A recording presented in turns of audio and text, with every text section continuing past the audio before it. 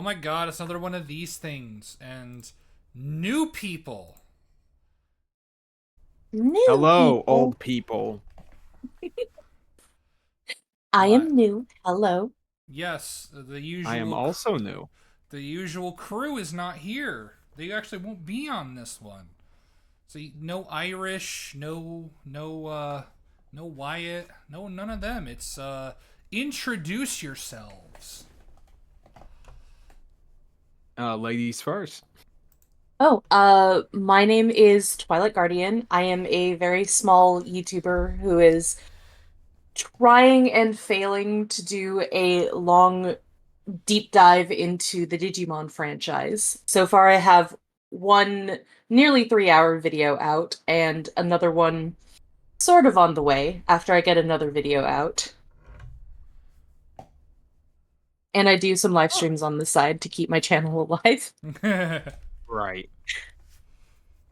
Team Jacked is taking over. We're this is a hostile takeover of another podcast, Yeah. because Yeah, I'm at whatever the fuck Mega Man's canon is called. you're at Buster Point. You're Yeah, at Buster Point, okay? yes, yeah, but I'm at Buster Point.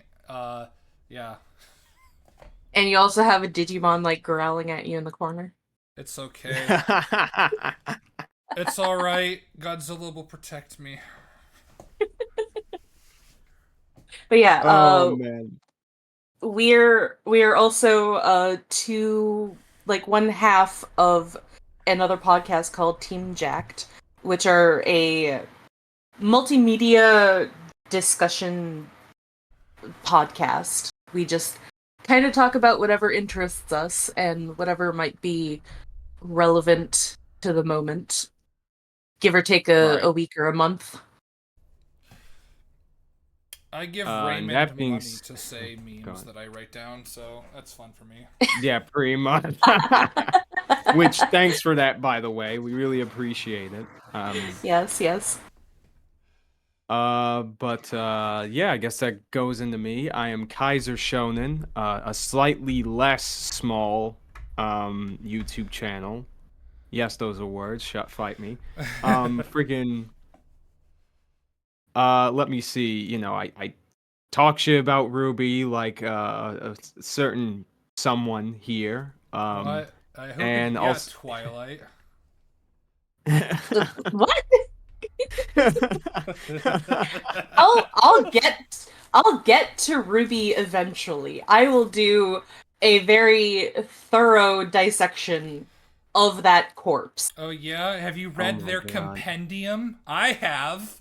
Oh my god. Oh God, no, I don't. Honestly, Have I you don't read the care. comics? I have. Oh my gosh. I'm Yo, I'm he's talking about like the show itself, not the entire franchise. But if going through the entire franchise of Ruby would probably like be better, then yeah, I'll suffer through that. But You'll I definitely have to thought, suffer through the novels. ugh. I have not gotten to the But novels. That's one thing I haven't gotten to yet. Me I neither. read half of a novel through Raymond reading it on his live stream, and then he quit. So I was like, whatever. It didn't Right, right. sound all that bad, but it didn't sound particularly good either. I heard that the first one is good, but the second one is just really, really vile. But let me see. I aside from that, I talk about just basically whatever I want to. Other media stuff. Have my own live stream on top of Team Jacked and the New Types podcast, which by the time of this recording, we recorded a new episode of it today. So there's Ooh. that. Um, and yeah, I guess going on to the topic of the video. I guess I've been into Goblin Slayer since it first came up on the anime. I'm much more interested in the manga because I feel like the events of the anime were kind of eh. So this, given my understanding of the series, this video has me scratching my head a little bit in a good way or a bad way. That's up to you. As for me, Goblin Slayer, both seasons that are currently out at the time of this recording, it is currently one of my favorite anime, probably like in the top 5 or even 3. I very much enjoy it. And I have not seen Goblin Slayer at all. I've heard a couple of things about it, and that's about it. It's mostly the first episode, if I'm getting the anime correct. Yeah, the first episode, Right. it's one of those things. Everyone watched the first episode, they didn't watch the rest. Yeah, Yeah. I've heard that the rest of the show is nothing like the first episode, that it was basically just there for shock value. Mm, And then it was yes and no. uh that's just what I've heard. Like maybe it's people trying to defend the show, entice people back into watching it after they got deterred by the first episode. But Yeah. that's literally the only thing that I've heard about it, is just those two things. The first episode, and then someone trying to say that the rest of the show is more standard fare. Right. Right. Mm-hmm. Now, I will say, for me, it's been a little bit of time since I've seen any of Goblin Slayer. Things are relatively fresh on my mind, but if I miss something, forgive me in regards to that. But Same for I me. think, yeah, I think as far as like the anime goes, it's decent. The issue, I guess, that I have with it the most is that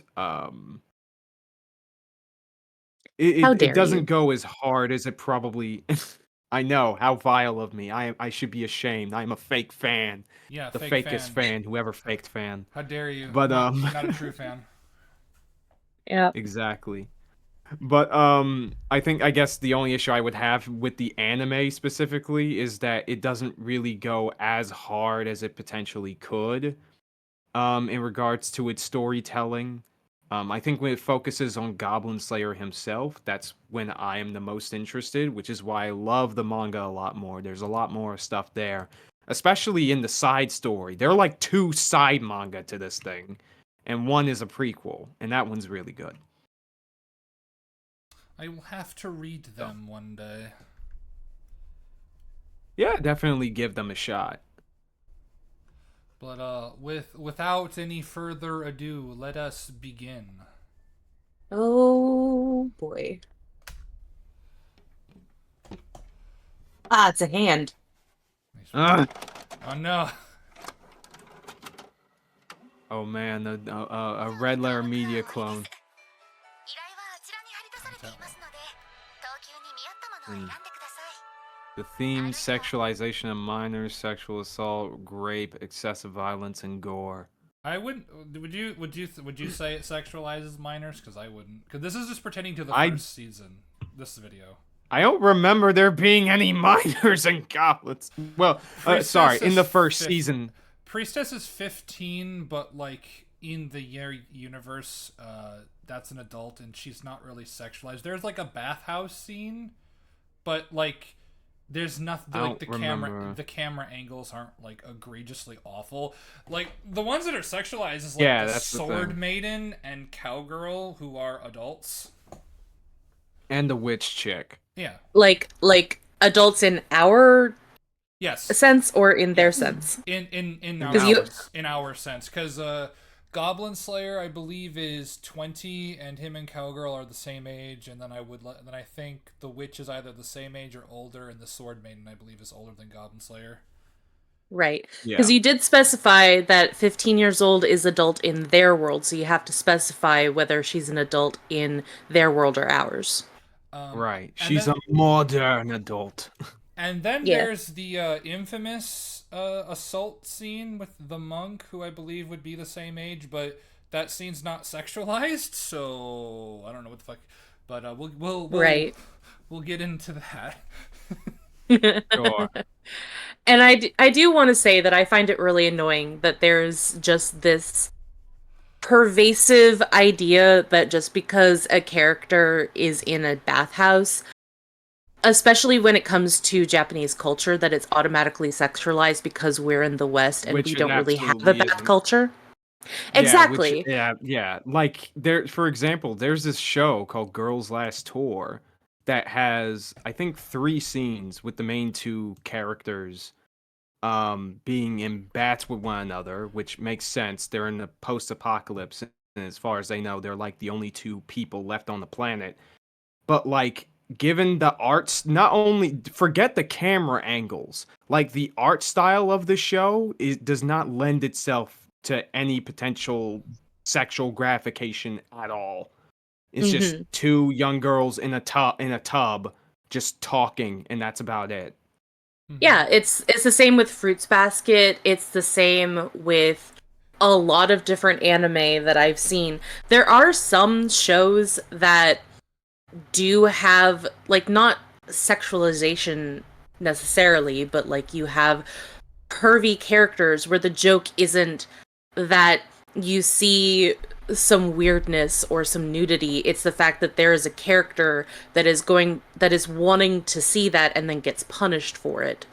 Yeah. Or there's also like a kind of reverse or just like strange antics. Like even Yeah. Digimon, for example, has these scenes where uh it's mostly the boys that are affected more than the girls. Because in you see the boys more in the tubs than the girls are. And in Try, you have a scene where the girls have to chase, I think, a Digimon or something through into the boys section of the bathhouse. And the joke is that the boys are very uncomfortable with this because the girls are obviously in their section and they're naked and stuff. And then one of the girls, she has glasses on. She's like, "Don't worry, I can't see a thing. My glasses are fucked up." Mm. He's like, So "That's not yeah, the there's point." that. Yeah. But yeah, that's point is that I don't remember the show really sexualizing any of the minor characters at all. Mm-mm. No. Nope.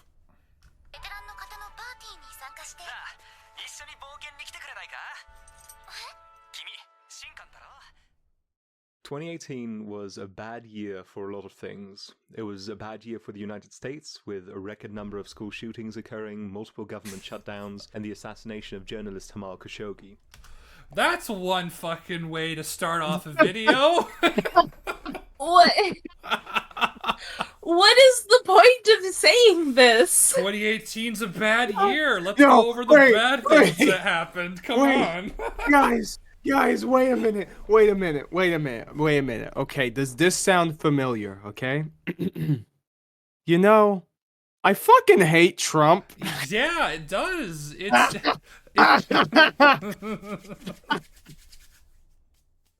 Oh my god. we're like Is 30 seconds in. the only thing that I can think of as to why they would start this video like this is to make the correlation that Goblin Slayer is just as bad as school shootings and the assassination of journalists, and among other things that have happened in the US specifically, because the United States of America is the only country in the world. We are number one. We are Number one. Number one. There's number one. America. There's America and there's not America. Exactly, bro. And not America is not important. Exactly. Because I just love how pervasive America is in the minds of Americans, because like almost every other country doesn't is mindful of the fact that like there are other things going on in other countries. It's not just us. But then Americans are just like, this is the worst year ever because this has happened to me specifically. Me. Actually, the weird thing is, I'm forgetting because I'm just shocked. I'm shooketh from laughter. But it I wanted to double check on this guy's accent because are they He's American? English. He's English. Oh, well, that's even what the fuck. No, I think he's gonna go. He's gonna go over some other events. He's just going over America first. Oh, right. Yeah. But Okay, yeah, that's that's just fair. really funny. That's really fun. The thing is, I just paused because, like, what guys? What do you make of this video intro so far? It's terrible. Yeah, because like, okay, we're talking about a fucking, a not God. We're talking about a cartoon. Yeah. And he's correlating a cartoon to real life events. And it makes the correlation that these events that are happening in the cartoon are just as harmful as these real life events, which is just blatantly not true. It's like when Now- Just Right made that Attack on Titan video and started talking about Shinzo Oh my Abe God. and like the right wing of Yeah. Japan, and it's like, what the fuck are you That's talking about? And then he just started saying, pretty well, by the much. way, what's his face? The mangaka named his characters after like these bad German things, and it's like, And I'm like, bro, is that all you got? It is all he's got. It is all he had. Yeah. 'Cause- But like, okay, to be charitable, because I want to see the point of this thing. I'm almost okay. This can go in one of three directions. A, what y'all said, where he's equating things in Goblin Slayer to this. B, that he is trying to say that, oh, in a time like this, a show like Goblin Slayer uplifted him from these dark times, which is possible, I guess. Or C, they're trying to use this in this sort of, pretentious video essay kind of way to facilitate that all of these dramatic events in the world make the themes or ideologies within the show Goblin Slayer much more palatable, because it's like it's the kind of thing where you some people say that a show is either ahead of its time or is it's a lightning in a bottle that happens here and now in today's day and age. Okay, but Those are there's the a three. problem. Yeah. There's a problem with that because first of all, you just like went right in without warming us up first. And Exactly. yeah, that's a problem. exactly. Like You I don't didn't lube up. You didn't lube up. I was about to say. I wasn't gonna use that exact phrasing, but yeah, pretty much that's what was on my mind. But You didn't buy us a drink first before just going in on this. like I've used a real world example in my Digimon video, but Right. it was directly related to the atmosphere at the time when Digimon was coming out, and it was a potential factor as to why Digimon ended up the way that it did and the show ended up the way that it did. Like it was meant to directly correlate to the show itself, but with how it was influenced. I don't think that these events that he is describing are going to be influencing Goblin Slayer in any kind of way. It is just a random happenstance that he happens to correlate to Goblin Slayer, but correlation does not equal causation. Yeah, especially since like Goblin Slayer was a light novel first before an anime. So Yeah. any political or economic influences that are happening worldwide and or in Japan would have to be conducive to the time that was being made, not the anime. So, and he's already lost the plot because he's literally just talking about 2020. Yeah, he is. He's just talking about 2020. And what fucking year did the Goblin Slayer light novel 2018. came No, out? He's Hold on. talking about 2018 in this. 2018. Oh, okay. Yeah, in this thing Oh. is 2018. Because the video came out in 2018, I believe. Oh, sorry, not 2018. Sorry. Yeah, but what? Either way, what year did Goblin Slayer the light novel came out? 2016. Yeah. So he's already lost the plot there. Like, I can understand, because you're right, Twy. There is a way to do this in regards to saying, hey, this is how potentially these sorts of circumstances could influence the creation of this piece of media, right? People do Yeah. it all the time. But number one, there's usually preparation for it, and number two, Research. you actually have to research and find a way for it to be relevant to that specific media. Because again, by the time the anime was made, the light novel was already going strong. And yet you're neglecting any of these other things that might have influenced it at the time it was being made. The anime is completely faithful to the light novel and manga as far as I am aware. So going through this happenstance about all this stuff about 2018, it doesn't add anything. Yep. You know? It just feels like it's there. Like, maybe they're doing, like, a 4D chess move where it's like, this is a shocking and disturbing opening, and that's going to reflect the opening for Goblin Slayer, in which case it's like, you don't need to do that. Yeah. Because, like, you're not really enticing anybody into your video by doing this. It just makes you kind of come off as a little bit stupid. I mean, yeah, for a little bit stupid is, right now. Yeah. It was a bad year for Europe, with Ukraine declaring martial law, the UK continuing to fumble Brexit, and the mysterious poisoning of a Russian double agent. It was a bad year for Asia, with Xi Jinping removing term limits, North Korea expanding its missile testing program, and the Iran nuclear deal coming to an end. It was a bad year for Africa, with Ebola breaking out in Congo, a corrupt election in Zimbabwe, and the passing away of former Secretary General Kofi Annan. It was also a bad year for the Toto song Africa. Like, come on, what is this? Why are there two of these? Okay. Okay. Sorry, I'm actually I'm weird pausing to try and avoid copyright. Segue into it. Oh yeah, absolutely. Like, but yeah, it's such a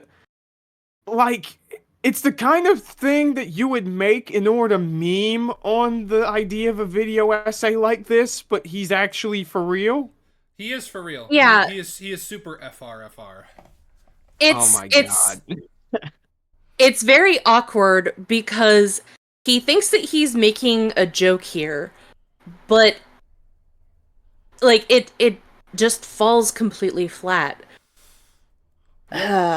And there is going to be a thing where I might have to mute and whatnot, because he is going to start playing songs from like Stone Temple Pilots and Dragon Force just flat out. So What the hell? How is he able to not get his video copyrighted? I think it is. Is this dude monetized? I mean, it's unlisted currently because fun fact, he was kind of ashamed of some of the points that he made, but he still stands by the overall point of the video, if I'm remembering what he said correctly. So we have an In Praise of Shadows situation. Got you. Yeah, except In Praise of Shadows, I think, was a bit more apologetic than that. Still, fuck him, but not really. I'm just gonna say, the Discord leak. He said, "No, I stand by what I said in the video." Yeah. So it's like, yeah. Which, by the way, I want to say this. In Praise of Shadows, of all the people to stand up for when it comes to trans people, you choose Chris Chan. Oh god, yeah, no. Wild. I know. But, yeah. Go ahead, Twilight. It's just so weird to me to think about this. How he's trying to make these jokes. They fall completely flat. He says that he stands by this video, but he's still embarrassed by some of the points that he made.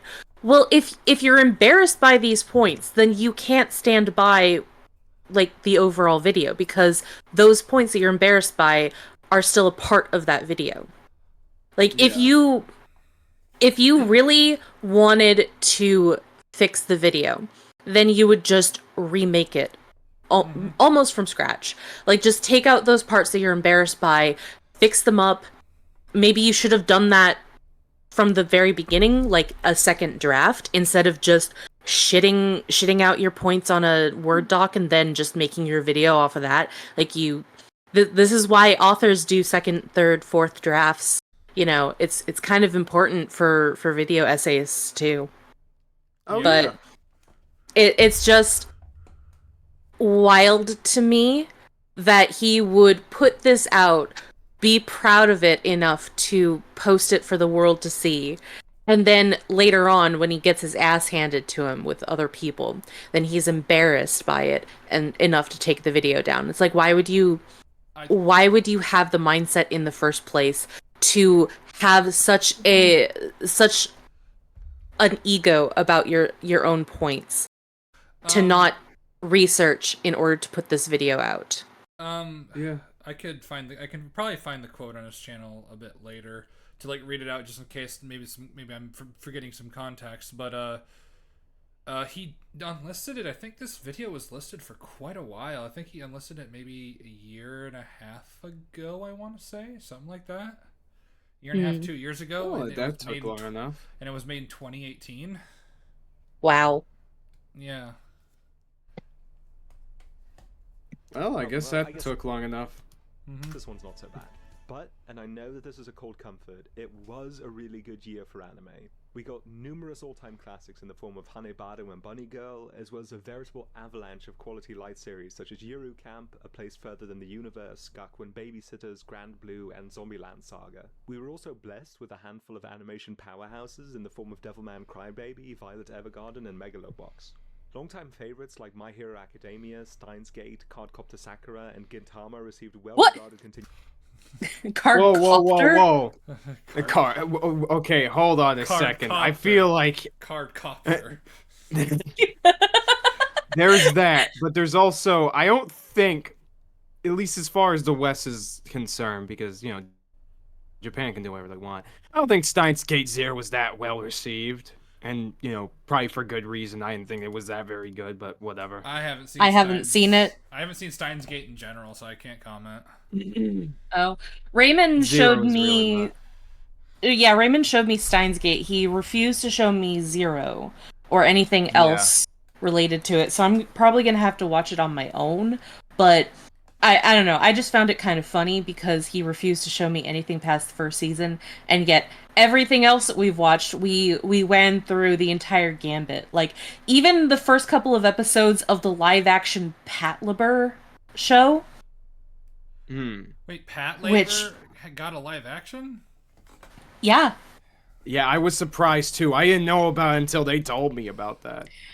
Yeah, and we watched the first 2 episodes of it, which is 40 minutes of a regular episode of Patlabor.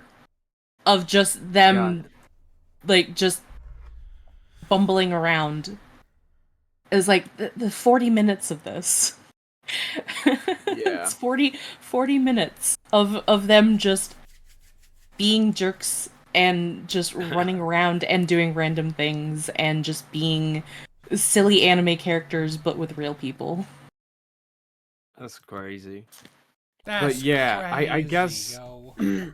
I guess, okay, so now that we're here, I guess all the political stuff in the beginning was just like the setup to the punchline, I guess. Yeah, where it's like, all this shit was bad, but anime was good.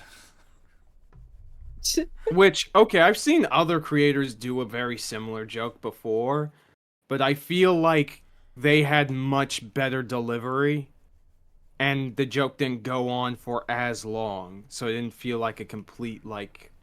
okay, departure from what you were talking about before, because jokes like these are hard to execute very well. Yeah, and you gotta make sure that they'll go over well with people that aren't just your friends. Right. Or your side of the fence. Yeah. And even the anime community's favorite whipping boy, Sword Art Online, finally got a solid entry. That's a lot of good stuff across the board. But with the good must come the bad, and in 2018 we did have one real stinker on our hands. Oh, already wrong, but go on.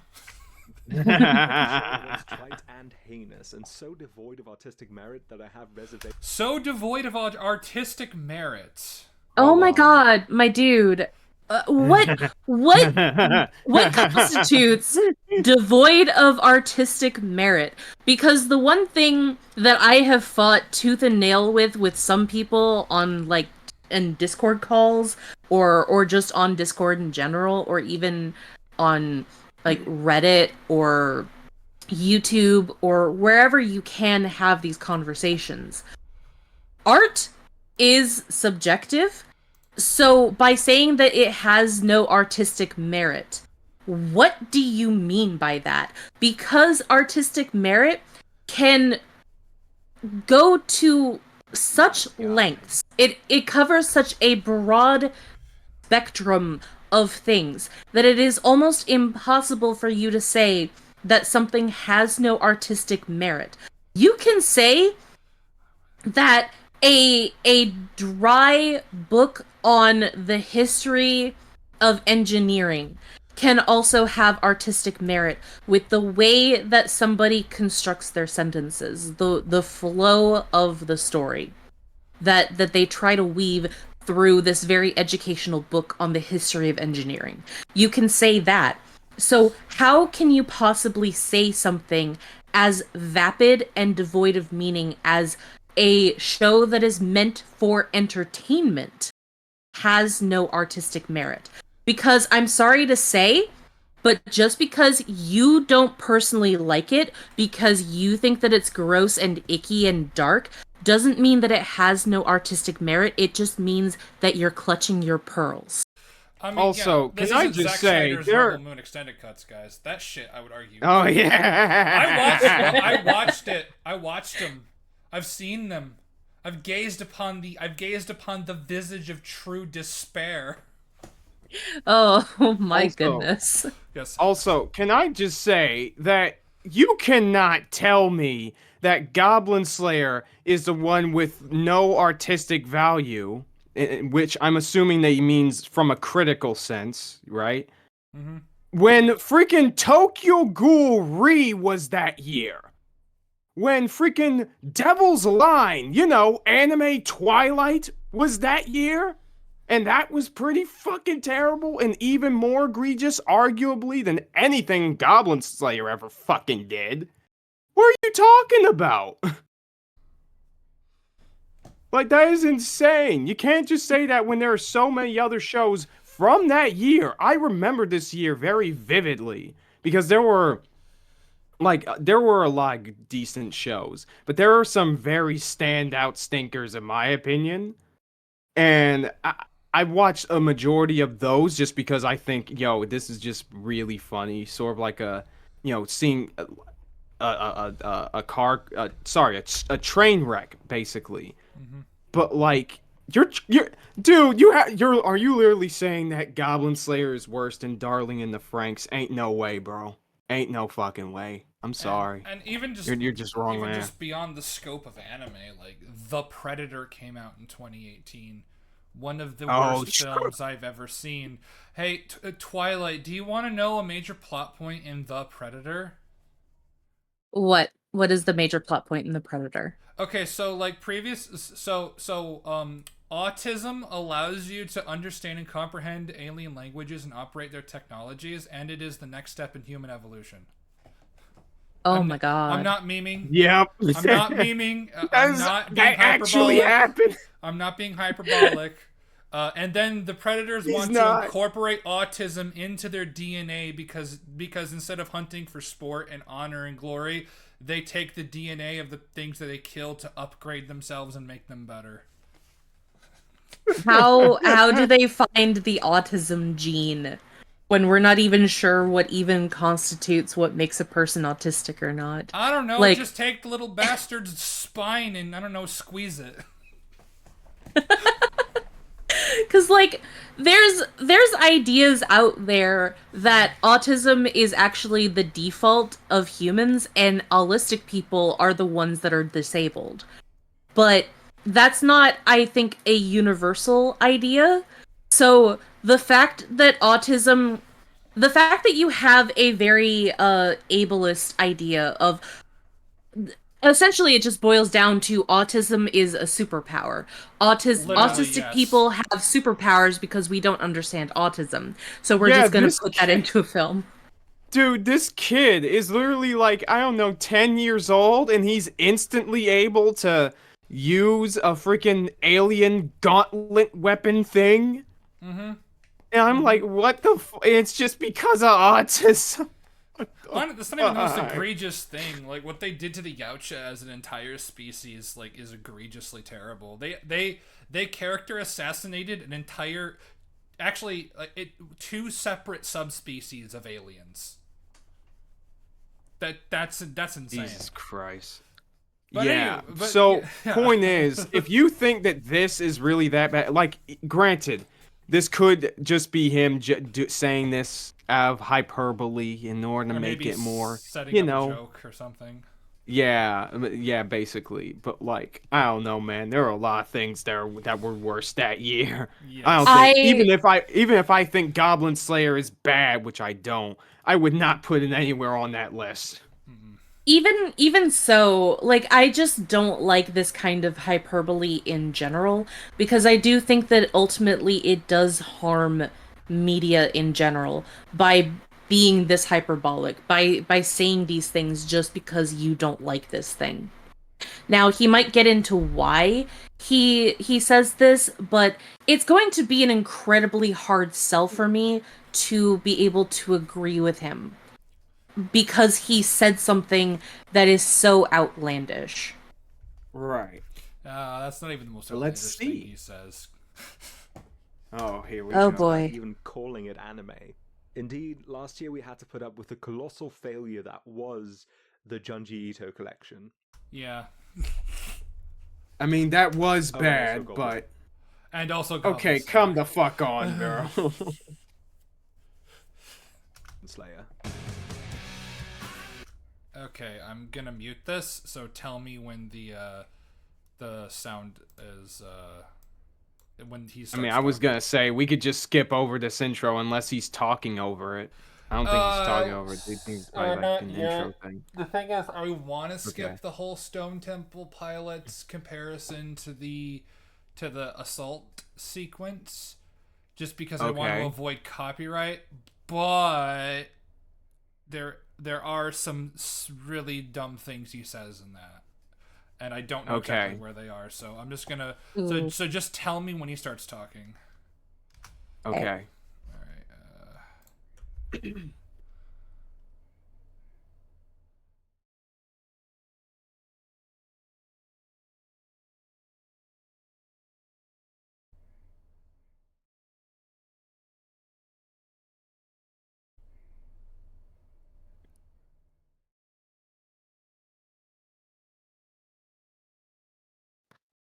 Am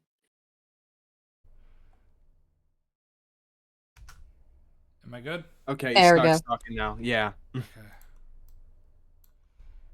But you can always edit this since we're not doing this live. Oh yeah, you can just put some like different music in the background.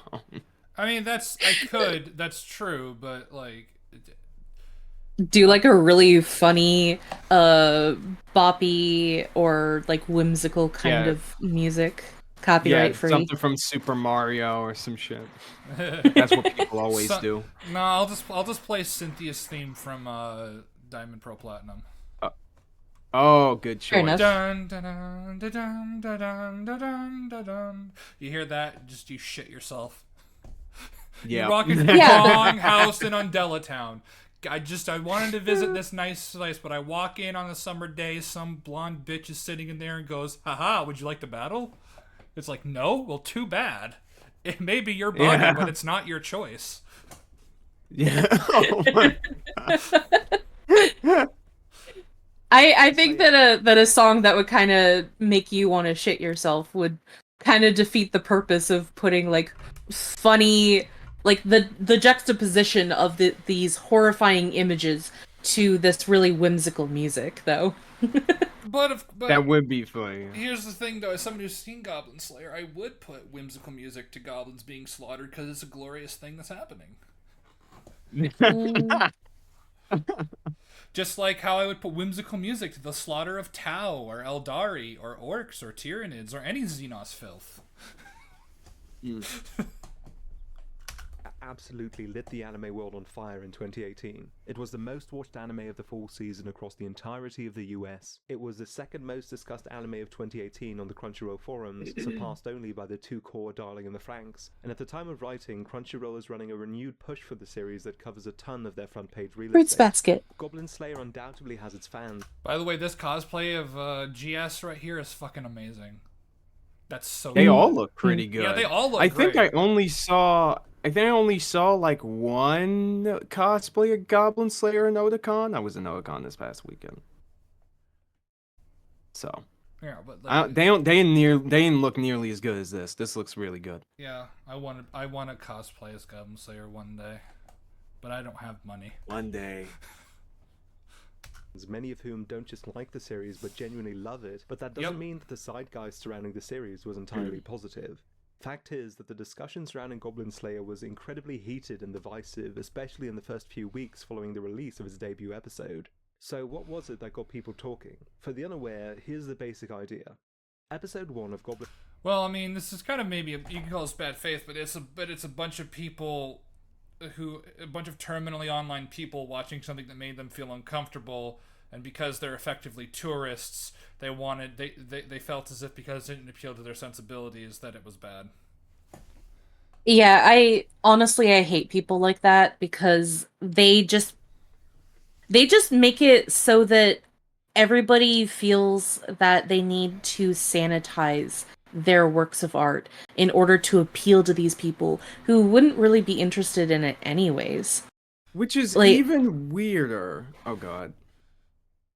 Well, like, it's so weird because media in itself, like whether or not it's anime or cartoons in general, live action TV shows, books, movies, what have you, comic books, they all can have a wide range of things to them. They can be horror, they can be for children, they can be for adults, they can be for anyone in between.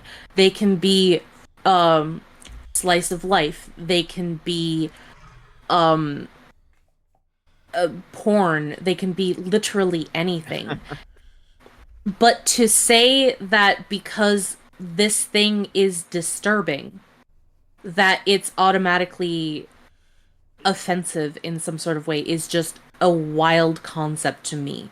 Because you feel like you should go through your life without feeling any kind of sense of danger, any sort of discomfort. That's just not realistic.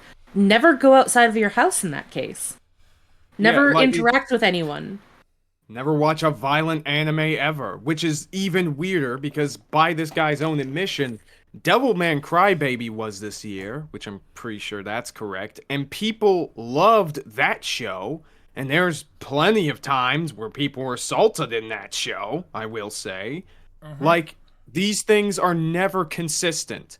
Like, why are the same people who pitched a fit about this never said anything about Redo of a Healer like a few years later, and that's chocked full of that crap. Why did nobody say anything about that one show? I think it's called what was it, about the gods of war or something like that? Record of Ragnarok? No, not Record of Ragnarok. It was something else. It was actually animated well. I even had an episode of podcast about it. Fuck, I forgot. But it was a... I don't know. I'll have to look it up. But anyway, there's a similar scene like that in that show, but there were completely crickets. No one talked about that scene. So I'm just like, okay, even if... What makes me weirded out more by people who are just going to be like, oh, grape happens in a scene, perish, that kind of shit, is that it's never freaking consistent. And also the anime is called Idaten Deities. There we go. Okay. But yeah, that's sort of the thing. But let's see what this guy has to say about it. Slayer features two distinct scenes of female characters being brutally sexually molested by a pack of goblins in fairly graphic detail, along with another female character visibly...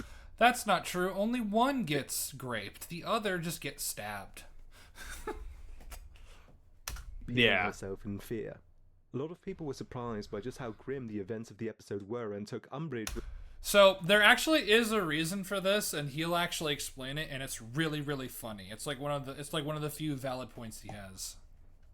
the perceived exploitational nature of the rape scenes. This was further exacerbated by the fact that Crunchyroll initially mislabeled Goblin Slayer as a TV PG-rated series.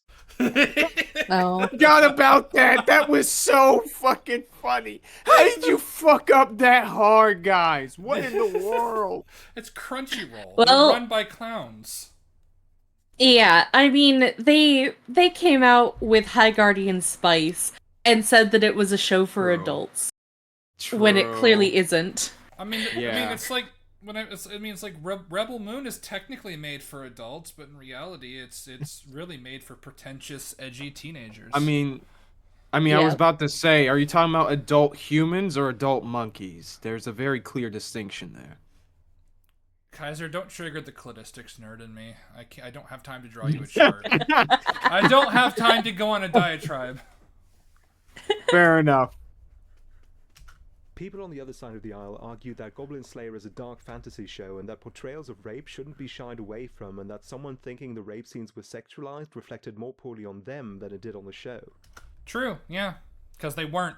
Correct. They were incredible. They weren't even necessarily that explicit in terms of showing the act itself, because the act itself happens off screen. Yeah.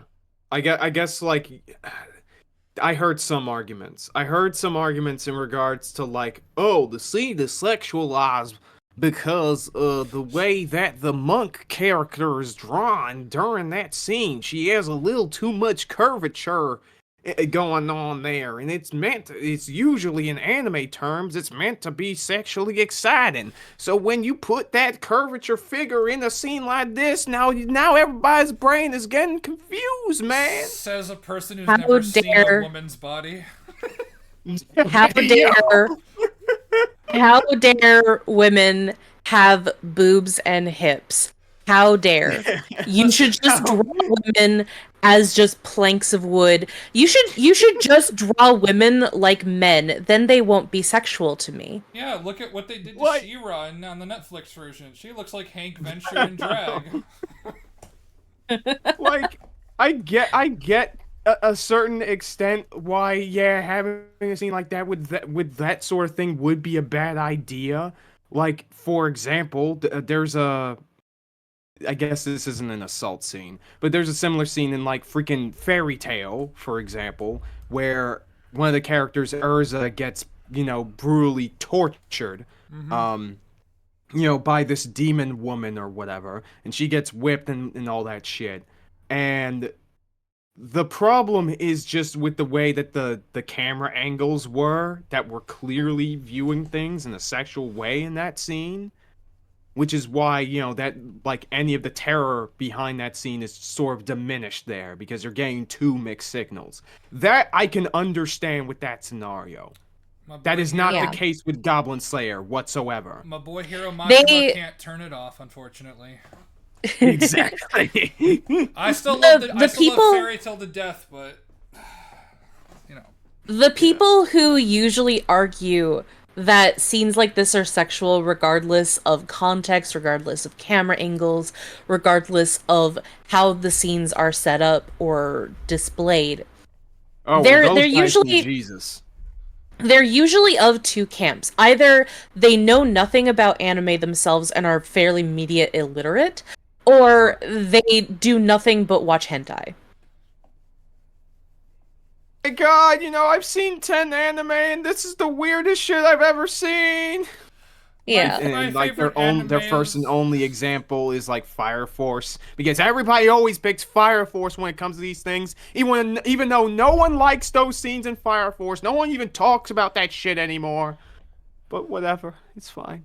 I'm okay. it's fine. It's fine. It's fine. I'm okay. Me, the Guyver fan, waiting for a new adaptation, knowing it'll never fucking come. Aww. Everyone complaining, Waiting for- oh, where's the Fire Force? Where's the Fire... Shut your fuck up about your Fire Force. Yeah, I was about to say, you're waiting for the Guyver manga to finish. I know that one's been going on for a while. Yep, and I have to rely on fan translations. Oh boy, and you can tell when they switch translation teams when they literally just stop using terms like the Council of 12 or the Zoa Lords or some fucking shit. Yeah. Ugh. I Real must whack. say that I And strongly disagree. fan translations can be such a mixed bag because like there are some translations that are so good, and then there are some translations that are like, yeah, I'd much rather just read the official translations All because according to yours is Kaikeru. garbage. All according to Kaikeru. I don't know what Kaikeru means, or what about the fan subs that add in a bunch of like cursing that wasn't there? It was Oh my keikaku, God. and keikaku means plan. Yeah, but saying Keikaku makes it sound cooler. I mean, we're just becoming reverse Japanese, where we just say random Japanese Reverse words in our Japanese. sentences. Yes. The latter. But this is not a video about the rape scenes in the first episode of Goblin Slayer. That's Well, true. then why? Well, thanks for wasting my fucking time. Wait, hold up. He has more time of yours to waste. Let him cook. Oh dear. well, There Oh, are boy. angles from which to view the series which are in dire need of discussion. But I also think the last word on these scenes hasn't been said yet. I've been monitoring, if you will, the debate surrounding the first episode of Goblin Slayer, and I find that the consensus, or lack thereof, has come up very short, and I would like to add something to it. So we're going to kick things off with that, and then segue into the main point of the video afterwards, which I'm going to keep a surprise for the time being. So we're gonna talk about the first episode, even though it's like, well, I mean, like, you know, I don't really want this video to be about the first episode, and it's not. But I'm gonna talk about it anyway, which is like, just say you're gonna talk about it off the bat, my guy. Yeah. You kind of have to, Why- if you're gonna talk about the series and its controversy and why you think it's not good. You do kind of have Right. to. Like, why bother going through all this rigmarole? Just get on with it, you know? Redraft your script. Yes, I said rigmarole in the year of our Lord 2024. I'm an old man, okay? That's what I said. Like you gotta redraft your script. Like there is a reason why my Digimon script takes almost 40 minutes to get into Digimon, but that is because like the title is a deep dive into the show, and I go through everything in Japanese media culture that leads up to Digimon, from mythology into the starting point of the genre of Monster Collection, which was Persona. And then talking about Pokemon and how the Western people just view anything that is vaguely similar to Pokemon as just a Pokemon knockoff, and then trying to dissuade people from thinking that by saying that it's just a genre. And then I Right. get into Tamagotchi, which is the precursor to Digimon. So, like, there is a clear thought process going into why it takes me so long to get into Digimon. But this guy, I don't see the path leading into what he is meant to be talking about. He's going to Right. talk about the disturbing ideology, but first we have to talk about something that has nothing to do with the disturbing ideology. Yeah, yo, like, Oh, I boy. understand. It would be better if you just have a video specifically talking about the controversial scene in the first episode, and then make another video just talking about whatever else about the show you wanted to talk about.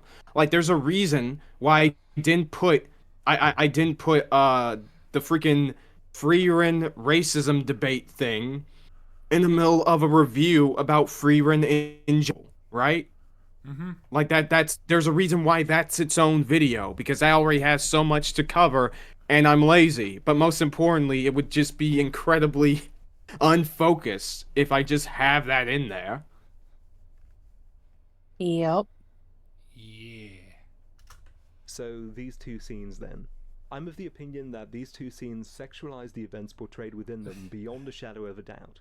And that's a very bad thing, both because the events themselves are very gruesome, and because the aesthetic adds to the gruesomeness. The way the rape is framed and animated is what There's only one sexual assault, though, What? technically. So makes it so repugnant, but that is not something everyone agrees with. And to give myself a frame of reference from which to argue, I'm going to cite someone with a very different opinion from mine. This is YouTuber Dimitri Monroe, channel name The S. Monroe Show. From his Oh, video, I heard this Lazy dude. Critique Epidemic, Goblin Slayer, Too Edgy.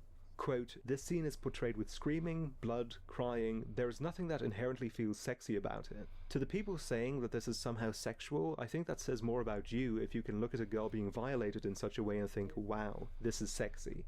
Based Yeah, opinion. I agree. I agree with her.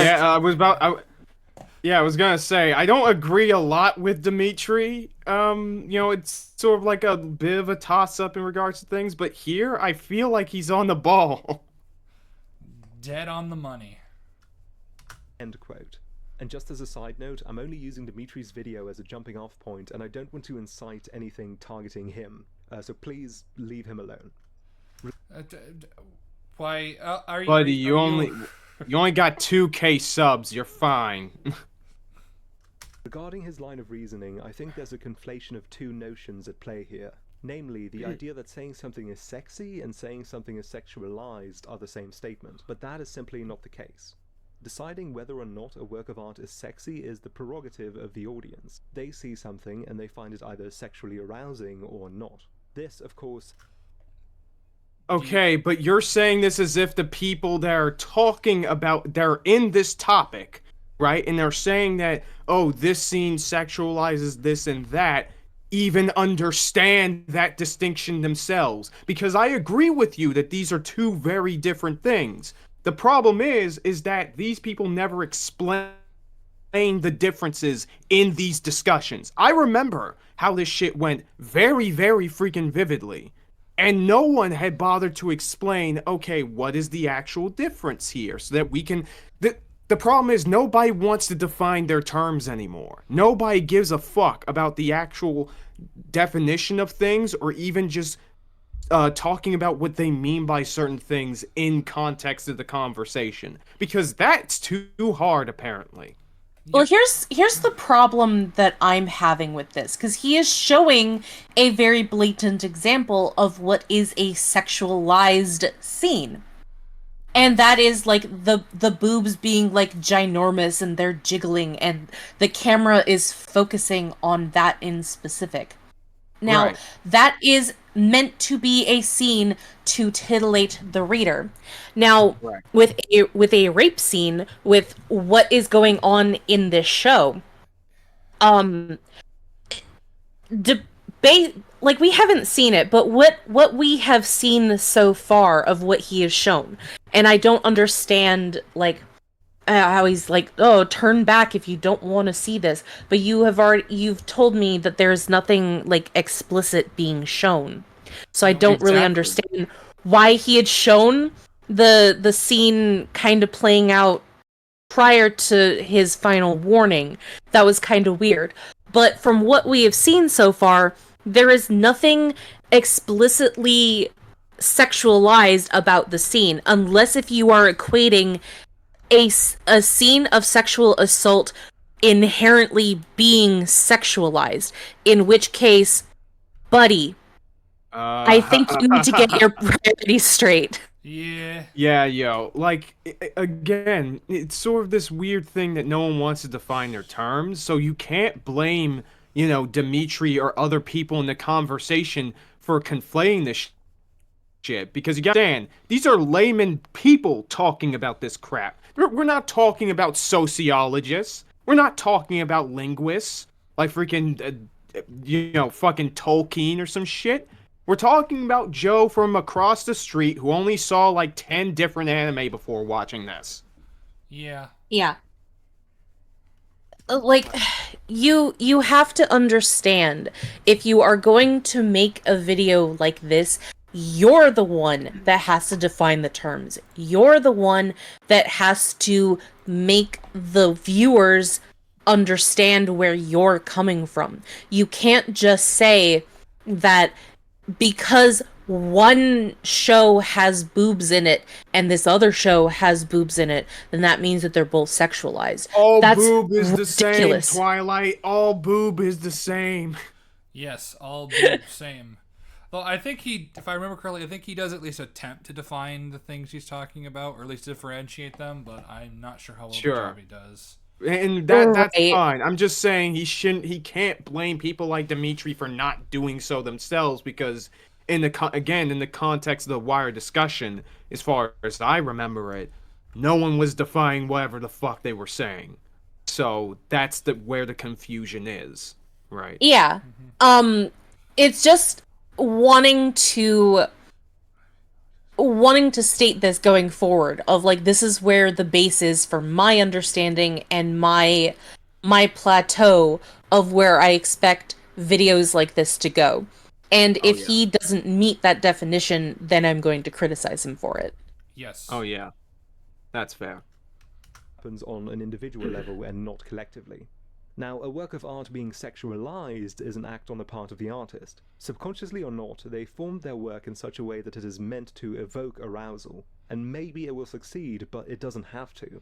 What this means is that something being sexy and something being sexualized aren't mutually inclusive ideas. Something can be sexy and sexualized, it can be neither, or it can be only one of the two. A standard wallpaper pattern probably wasn't sexualized by its designer, but you never know. Someone might get their rocks off to it. A piece of Yeah, like Quentin Tarantino and Feet. Oh my god. He's basically he's kind of just saying that anything can be sexualized, and therefore like it's kind of this thing where it's like, okay, but if anything can be sexualized, then you can make this argument for literally anything. So then what is the point of you even bringing it up in the first place? Yeah, because, okay, his terms are defined like, okay, finding something sexy is like a subjective experience of the audience, and something being sexualized is something that the author does, right? Yes. So, given his definition, right, the two definitions that you have here, I guess I'm pre-gaming at this point, but fuck it, what we ballin'. Okay, how in the fuck is Goblin Slayer's scene sexualized? Of course, we just divorced personal liking of that scene or disliking of that scene from the equation. Fine. How is it sexualized? Yeah, because at that point, you are saying that you know the intention of the author here. You Correct. are saying that you're in the mind of the author, you know their intentions of this scene. Or it could be more likely that you are putting your own subjective interpretation of what is sexy and calling that a sexualized scene. That is the problem. Like, I feel like it's more of the former, but yeah. I know I've referenced it multiple fucking times because it's fresh on the mind. I know exactly what's going on in Rebel Mood because I know Zack Snyder to a fucking T. That man, that is a 14-year-old trapped in a 50-year-old. You're a Snyder storian. Yes, I've watched Man of Steel more times than a Superman fan should. Ugh. Oh, man. Gross. Oh god. Yeah, I know. I'm praying for you, buddy. I know. Krypton had its chance. But like when I see fucking Francis in the part of in part 2, T posing as he comes out of the cocoon, it's like, oh my god, he's being resurrected like Jesus. Isn't that deep? Or when we see the fucking the interdimensional star gods, because I don't know if you guys know. Oh yeah. But and in the extended cut, do you want to know how they powered the interdimensional star gods that are trapped on their ship? How? They shovel human bones into furnaces. Oh. Wait, how is that sustainable? Shut up! It's symbolic. They're feeding. They're taking these poor, tortured creatures and feeding them the dead remains of innocent people to fuel the war machine of an oppressive empire. I'm so fucking smart. I'm so goddamn smart. Oh yeah, that's never been done before. That's never been done I'm before. so smart. I looked at Warhammer 40K and I was like, oh my god, what if we did the Catan and the Necron sort of deal, but we made it stupid.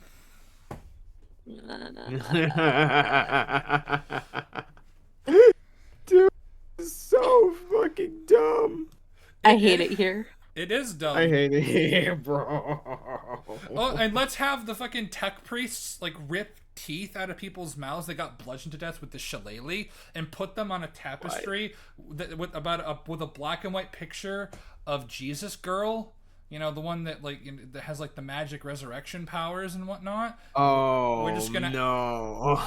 yeah, that happens, and it's like, Oh boy. why? Why are we doing? What does it mean, Zach? Who Dude, knows? this director's cut is gonna be so fun. No. It's No. not. You It's can't. not. It's not. It's not. It's not. Some of it's really funny. Like, so they cut out the Anthony Hopkins like lore dump of part 1 and put in like a 20-minute siege of the soldiers being fucking stupid and not shooting some random Lord. guy. And then like some like girl, or I think it's the wife of some dude, she goes and stabs 2 soldiers because they didn't shoot her, even though they could. Oh my. And then they have this weird blue space monkey in a cage. I'm not kidding. This guy picks up the weird small blue space monkey and says, "I'm sorry." The weird blue space monkey then runs up to the soldiers, says, "God is good," and then blows up. And I'm only memeing a little bit there.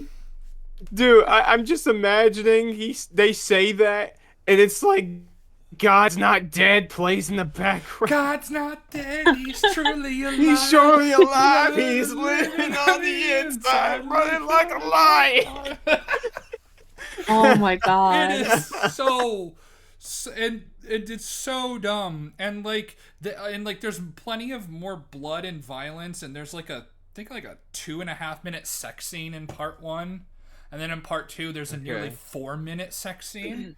It didn't need to be there, of course, but it is there.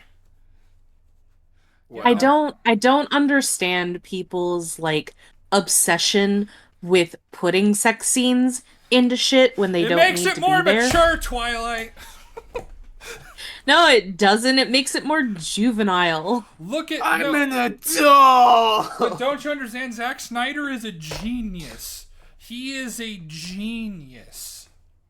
To an 8-year-old.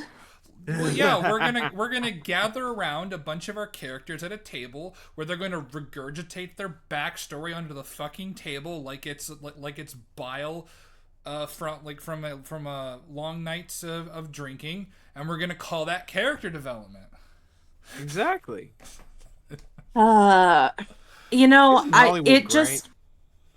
It makes me very sad because I am tearing my hair out trying to write my very first novel, trying to make it this amazing thing, even though that I know that it won't be, because all of your first novels are going to be shit, no matter what. And then Zack Snyder just bumblefucks along and shits out this crappy-ass movie and makes like millions of dollars off of it, and you kind of wonder, what is the point of you even doing anything anymore? Excuse me, he bumblefucked around to have 4 crappy-ass movies, two PG-13 cuts, and 2 extended rated R cuts. The first part of which, both of which being like, what is it? The extended cuts being a combined total of about 6 fucking hours. Yeah. I mean, think of it this way, Twilight. If Zack Snyder can succeed, what excuse do you have? Exactly. I Get don't good. have connections in Hollywood, and I don't have millions of dollars to burn. Not with that. You're not that sounds like you're a fucking quitter. No, I'm What not. are you, little baby man? Little baby man. I'm still gonna eventually get my novel out. It's just it probably won't do very well though. Because get on the grind. Yeah. Well, no, the thing that I'll have to do in order to get my books out there and to have it be massive successes is to basically just rewrite Lightlark and rewrite Fourth Wing and just shit those out. Just change the names of the characters and the names of like the systems and shit. Yeah, And yeah, that's it. like there's absolutely no point in doing anything creative or original. You just say the boring ass love interest is hot a million times, just like in Twilight, and then Yeah. say how hot and bothered the main character is for this blank piece of cardboard, and then maybe have a few sex scenes, and then just not do anything about the world or anything, and then I'll make $1 million. I mean, you could do the Star Wars 40K thing and just borrow from so many different properties, so it becomes its own thing. I mean, that's what I'm doing with my actual novel, but again, like the chances of it actually being successful, despite it actually having worth and meaning and stuff, is slim to none. I have faith in you. Thank you. At least one of us does. Pornography, on the other hand, is by default intentionally sexualized. But if the genre of porn that piece belongs to doesn't do it for you, then you might still not find it very sexy. Now, let's expand the scope of our terminology a bit. We're going to move from sexualized and sexy to made to appeal and appealing. We're going to use these terms to look at the portrayal of rape in media, because the nature of art is such that even though we don't like the idea of rape, it can still be presented to us in an appealing manner. It can be made to appeal. Let's begin with music. Musical compositions are inherently tone pieces. So I think this is where you're gonna start getting into like playing Stone Temple Pilots and Dragon Force shit like uninterrupted for a while. So I'm gonna have to mute it. Why that would sucks. you do this? I don't know. He Stop. could just take the lyrics and like put them on screen and like when he's talking about them, but you know. Possibly. Yeah. Like, I was able to get away with the music in my videos because I had them at such a low volume that you could barely hear them without headphones on. And that meant that YouTube couldn't grab them. You're also talking over it, so Yeah. that's how Mahler. I think that's how Mahler's able to get away with putting Star Wars music in his critiques, is because he is just Oh yeah, because they're really, really low. and he's talking over it as well. Yeah. Yeah. By the way, TFA Part 4 when long or 5 when long man when Exactly, bro. when long man I've been waiting. Where are you getting on it? Exactly. Unless he's gonna do an Unbridled on Deadpool and Wolverine, which I'll accept that too. Yeah, Is he's that probably even gonna go out? after that first. Yeah, It is out. yeah, I watched. I've seen Oh. like half of the movie It's not with good. some friends. It's not. Oh good. dear. I have mixed feelings about it so far. It's not good. Oh dear. to tones that make them evocative. So it's very easy to write lyrics about rape to a composition which invokes positive emotions, and people have done that. Remember this song from earlier? Nope. Shit. All right, is he talking?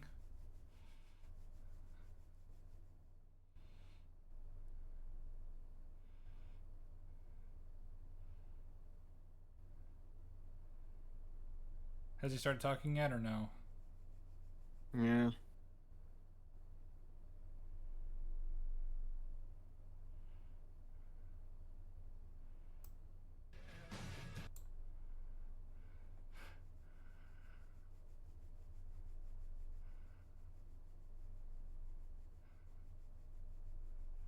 God, this is going on for a long time.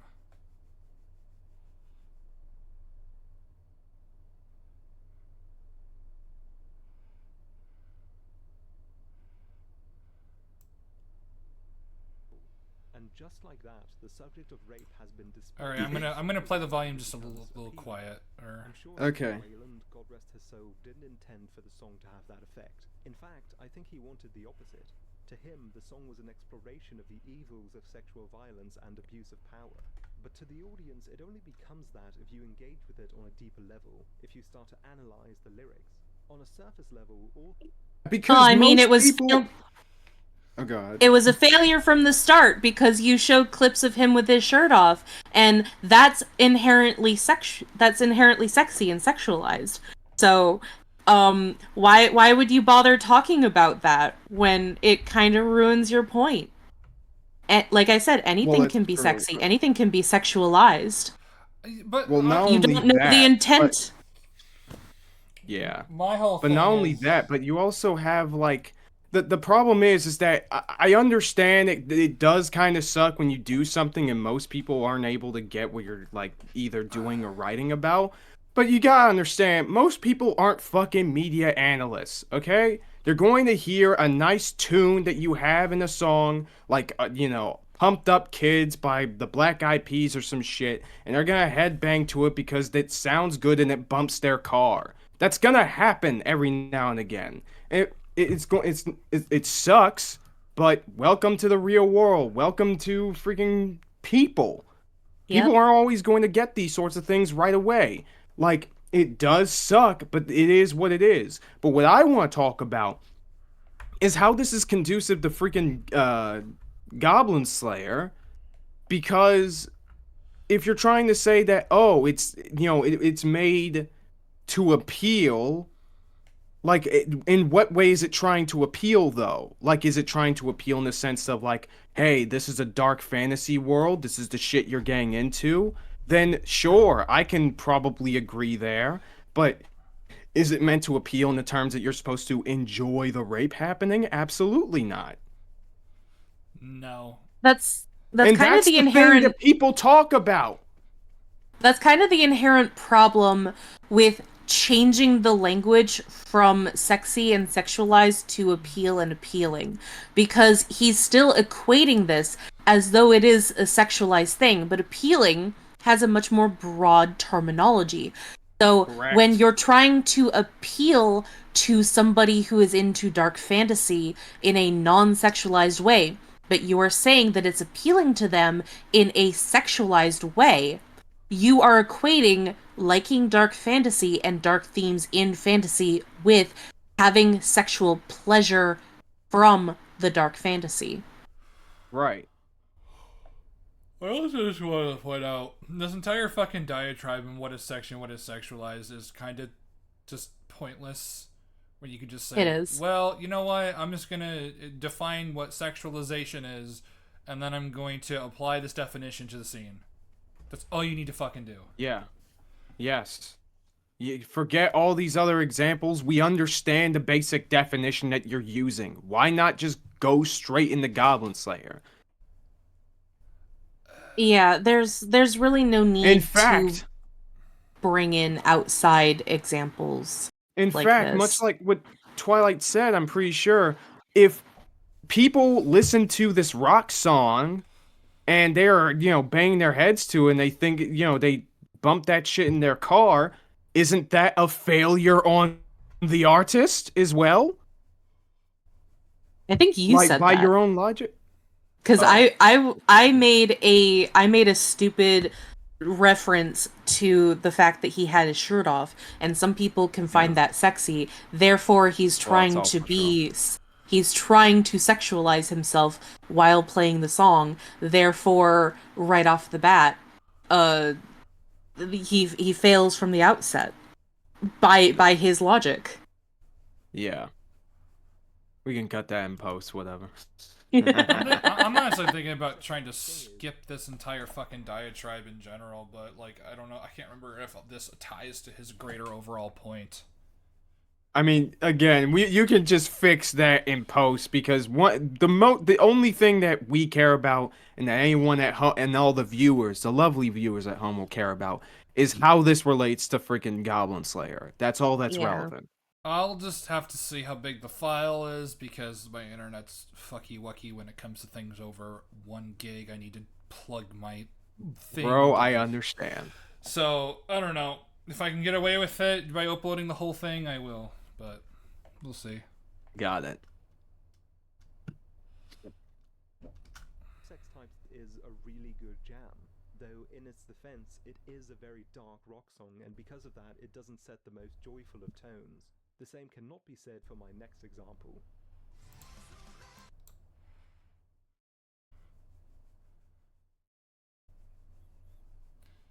You don't have to put the question mark. We know it's Dragon Force, dude.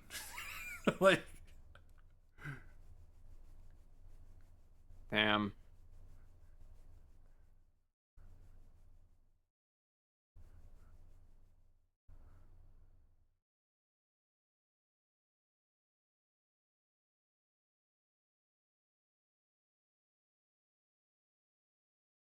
I don't know why he's playing it for so long.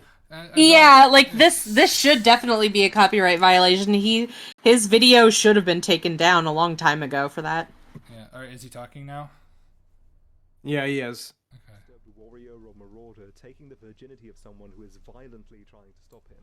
It's probably the most narratively cohesive song Dragon Force have ever put out, in that it actually has a legible yarn instead of sounding like a Mad Libs version of a Robert Jordan book. But despite I mean, like, that's why I like Dragon Force, though. It just sounds really cool, and I like the singing. I simple men when it comes to music. I'll be honest. I have never heard of this band. Oh, they're pretty big in America, yeah. Yeah. In rock circles, I guess. I mean, like, have you never played Guitar Hero 3 when you played through the fire and flames No. after you beat the game? How bold of you to assume that I've ever played Guitar Hero. Not a real person. Oh my god. Your people card is revoked. Isn't that like an Xbox game? No, that was for all systems. I had mine for the Nintendo Wii. I forgot they had that in the Wii. I mean, also, you're being kind of classist because I wasn't poor enough. I was too poor to buy a whole bunch of games, and that meant that I had to be extremely selective with what games that I wanted to buy.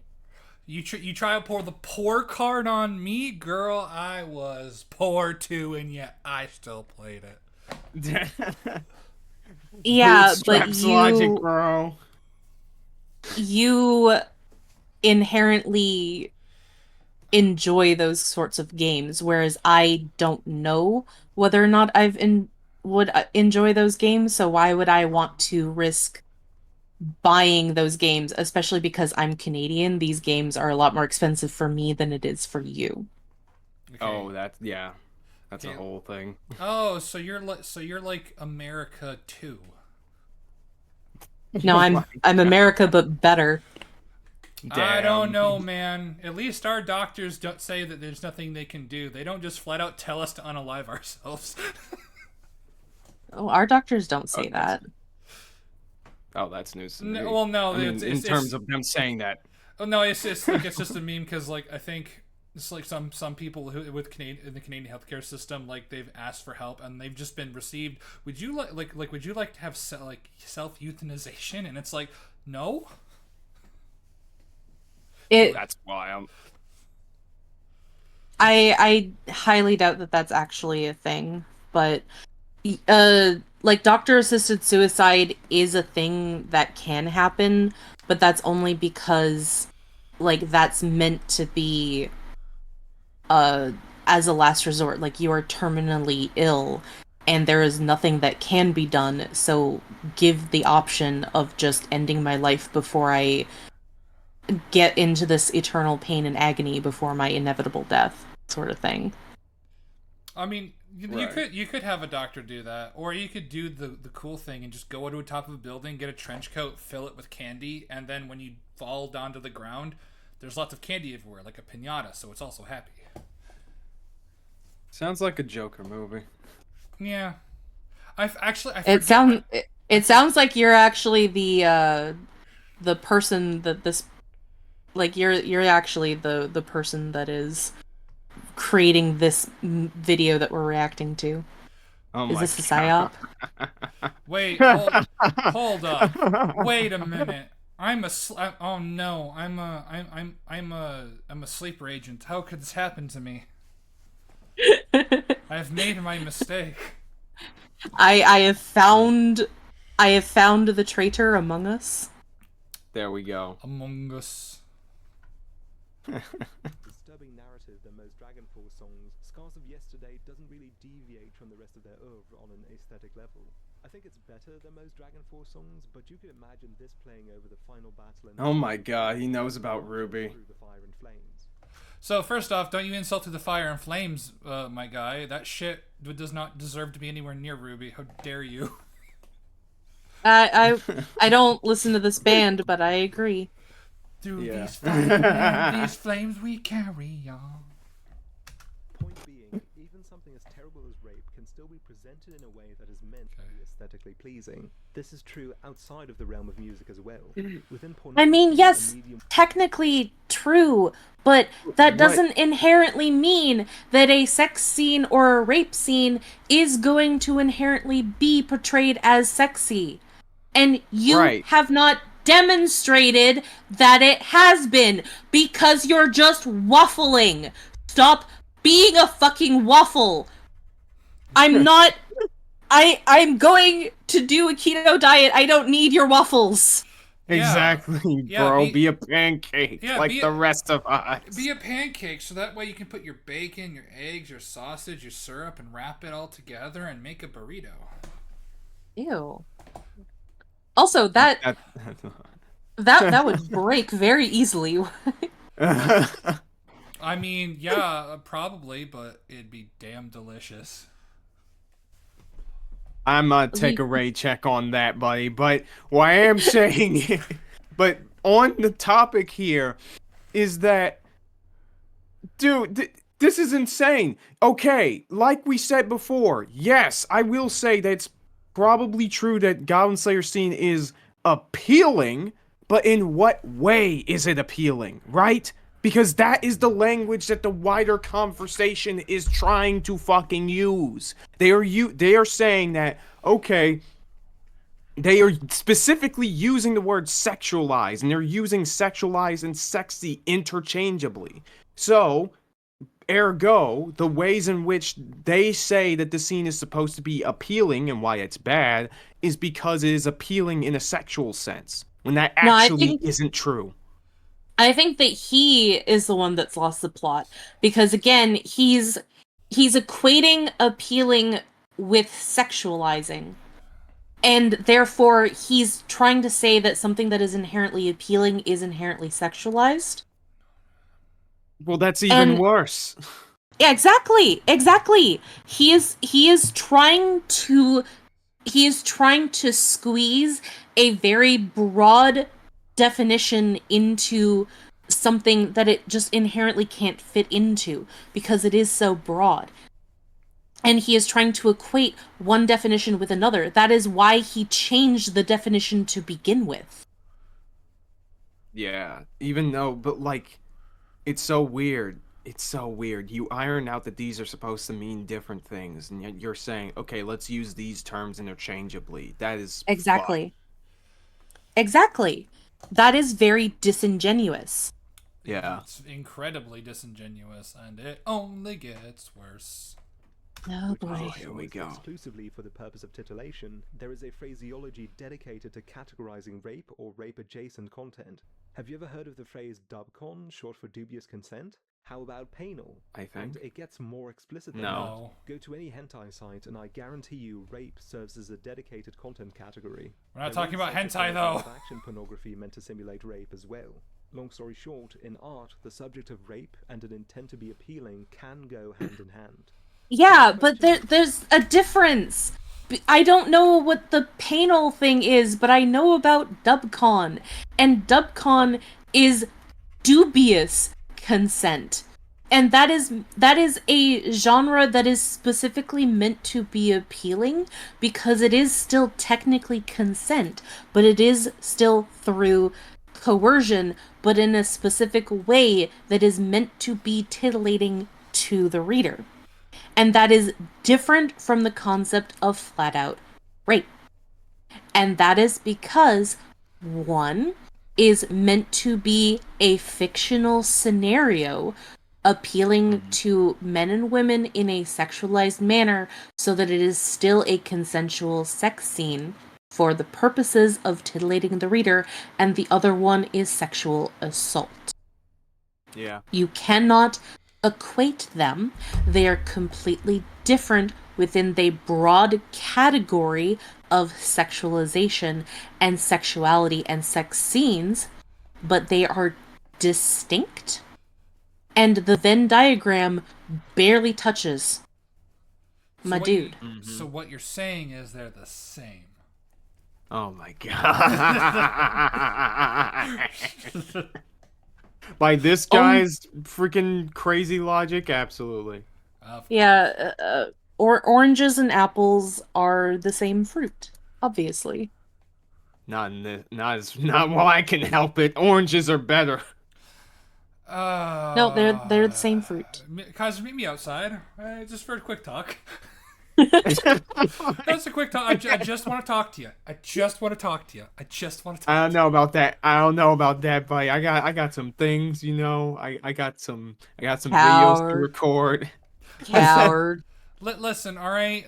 I got my friend. His name is Tab. You know, he just wants to meet you. Left with is the following. Are the rape scenes in Goblin Slayer presented in a way which either detracts from the horror of the situation or makes the situation more aesthetically pleasing than it would naturally be? No. Let's take a closer look. Leading up to this scene, the adventure party, consisting of a swordsman, a magician, a fighter, and a priest, has entered the Goblin Cave and finds itself woefully So, first off, no, she's a monk, not a fighter. The guy with the sword is a fighter. Priestess is a cleric, and then you have a wizard. Fake fan, don't know D&D. Roasted. The wizard and the swordsman are both taken out of action, resulting in the female fighter having to protect the priestess. She manages to take care of a few smaller goblins, but is outgunned by a hobgoblin. Now, believe it or not, the questionable presentation comes into play as early as this. What? How? Oh, right. Remember that argument about the curbs I said earlier? Let him. I think this is where that comes into play. Let him cook. He's about to set the fucking stove on fire. Yep. Following this moment, the fighter has her ankle either twisted or broken, is tossed against a wall causing her to bleed from her mouth, and tossed against a wall once more, resulting in a cracking sound.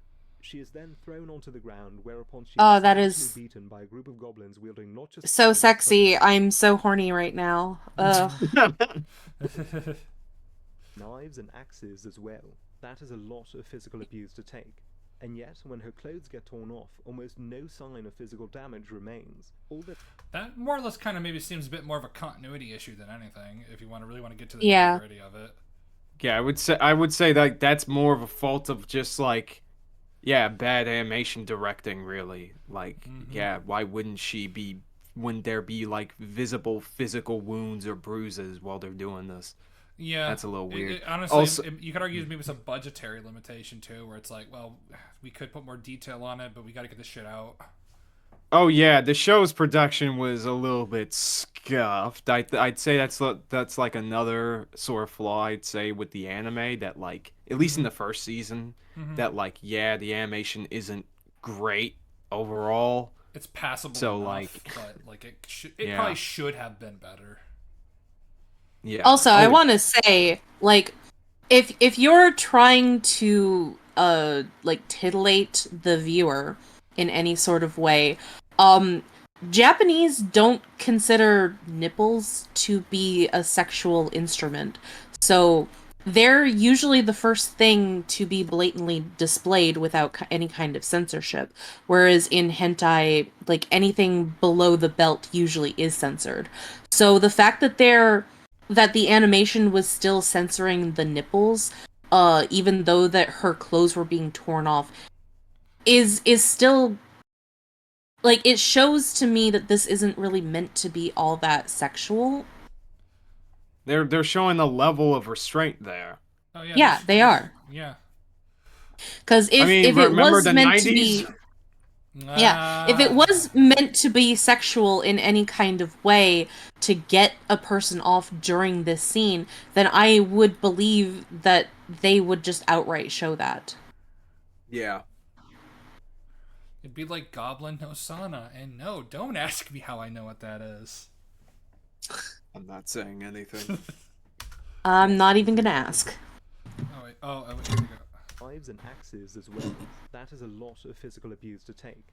And yet, when her clothes get torn off, almost no sign of physical damage remains. All that's left is light abrasion, the blood is gone, and the knives and axes seemingly never punctured her. The only blood that is shown after the I fight mean, is I would assume that they are like bluntly hitting her because, you know, they're trying to get their rocks off and stuff. They don't want to just kill her outright. Some of them I think did have some knives, so there should be like slashes or punctures or blood. But again, this is probably just like animation, they didn't have the time to put into the animation, poor animation directing. Like this seems more like technical issues than anything. Like, okay, I think like before you start this again, he's going to say that like the goblin is going to like tear her skin open with their fingernails, and that's supposed to be sexual and stuff like that. But in that case, then I would say that the cutting scene in Ginger Snaps 2 was meant to be sexual because they do a lot of focusing on that as well. Like there's scenes that last entire minutes at the very beginning of the movie of the main character Bridget cutting herself with a razor in order to give herself a timeline of how fast she heals because she has been infected to become a werewolf, and she is cutting herself in order to like see how much time she has left, and she shoots up with wolfsbane and all that kind of stuff. So like by that definition, that scene is also meant to be sexual because they focus on it in a very long, lingering scene of just her cutting her skin with the razor.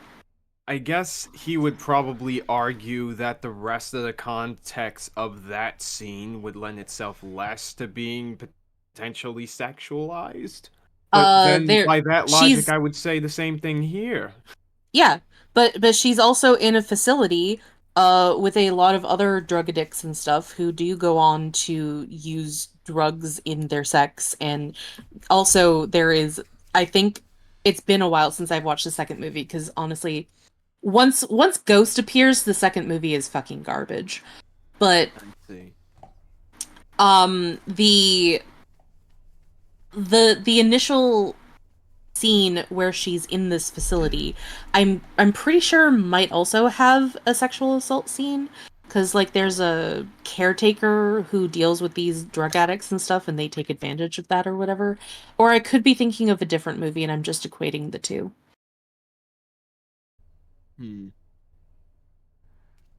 Well then, moving on. Yep.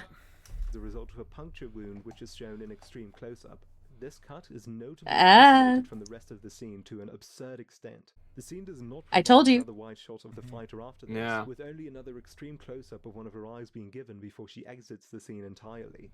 Because she knows because that's when it happens, and then and then of course the thing that he's cutting out and not showing is that we see Priestess like dragging Wizard along as Monk is just screaming her fucking head off. Yeah. Yeah. So like the idea that this is, if anything, if it's supposed to be sexualized, they would have shown the whole thing, but they didn't. Yeah, no. I don't. Yeah, now that I'm looking at these scenes, I don't see how they are supposed to be sexualized. There is a difference, my dude. You're saying that there's a difference between sexy and sexualized, but you're saying that these are supposed to be sexy. You're the one that's saying that. Yeah. There is a difference between a scene that is supposed to show a sexual scene happening and a sexualized scene, my dude. You're the one that needs to sit down and get your definitions correct. But did you ever consider Get Wrecked, Chud?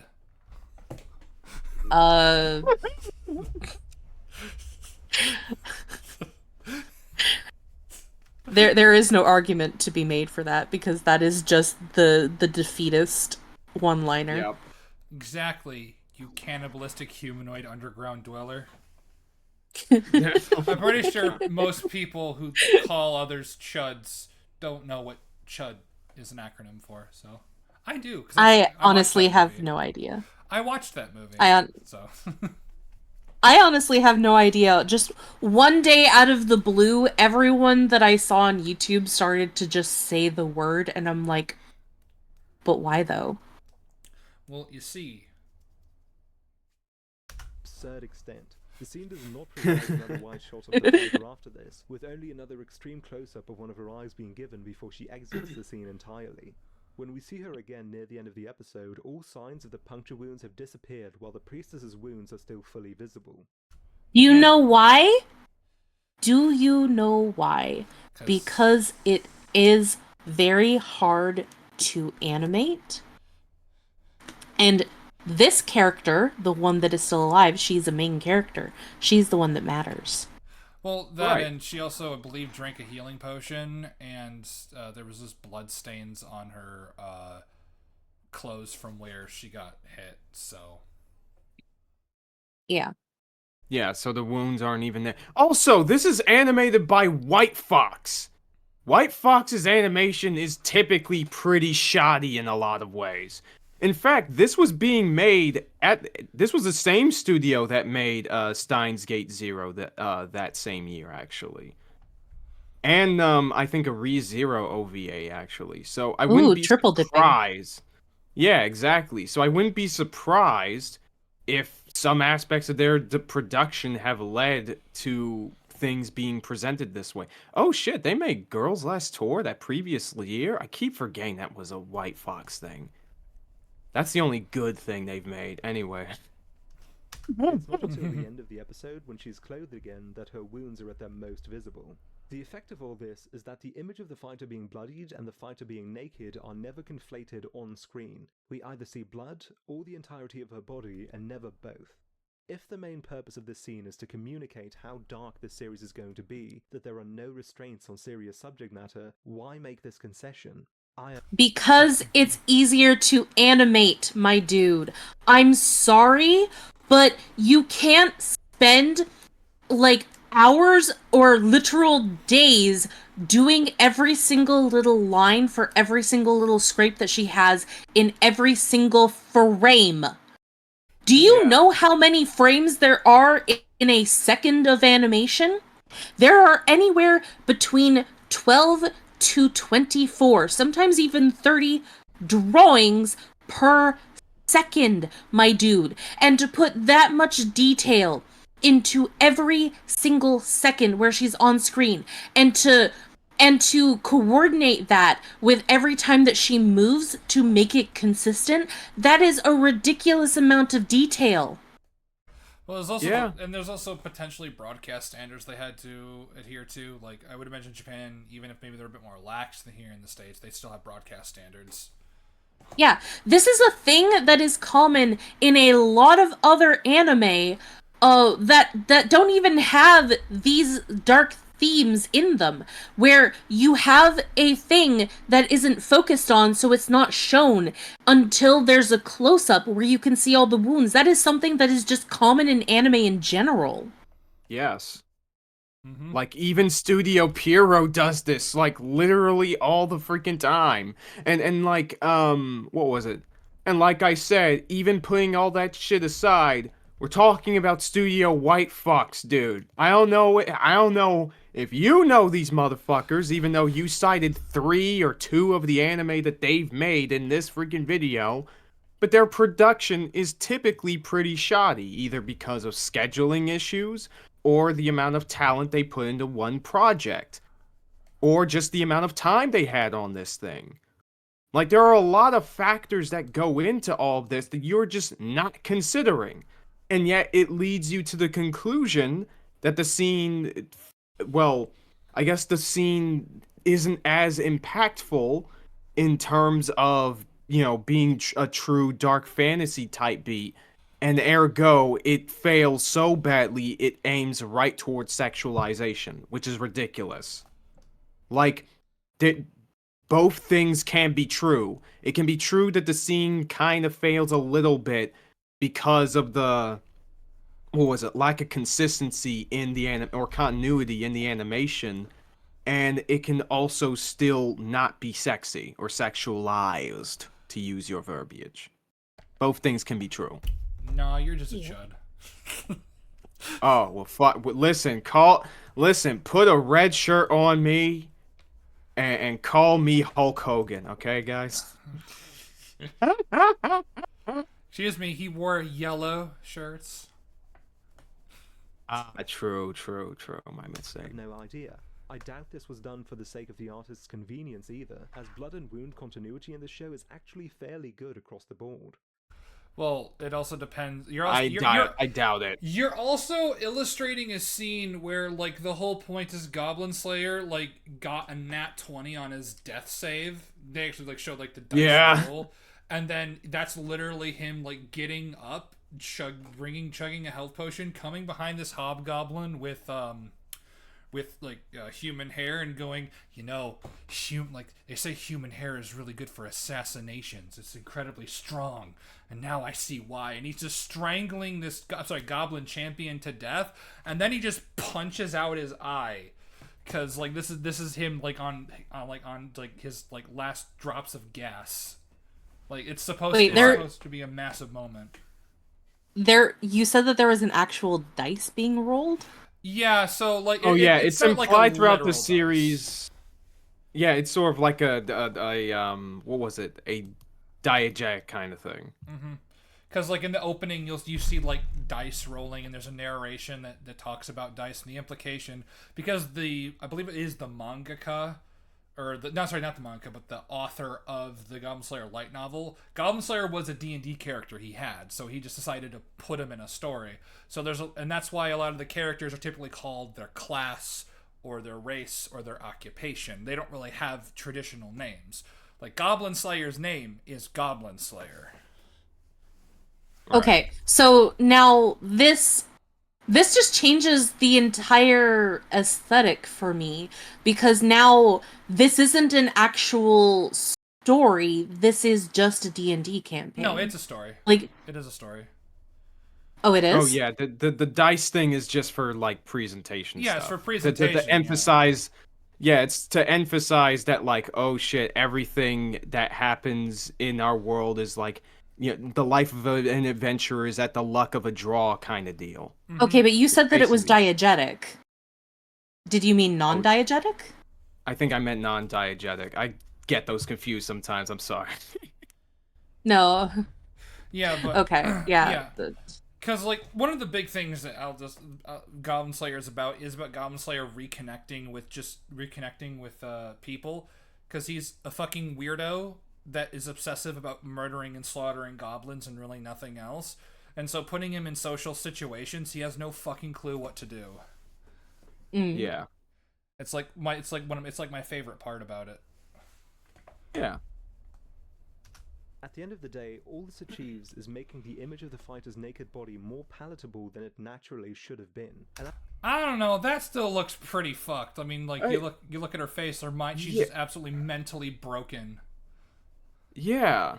Like, I can agree. Again, it goes back to what I said. Both things can be true.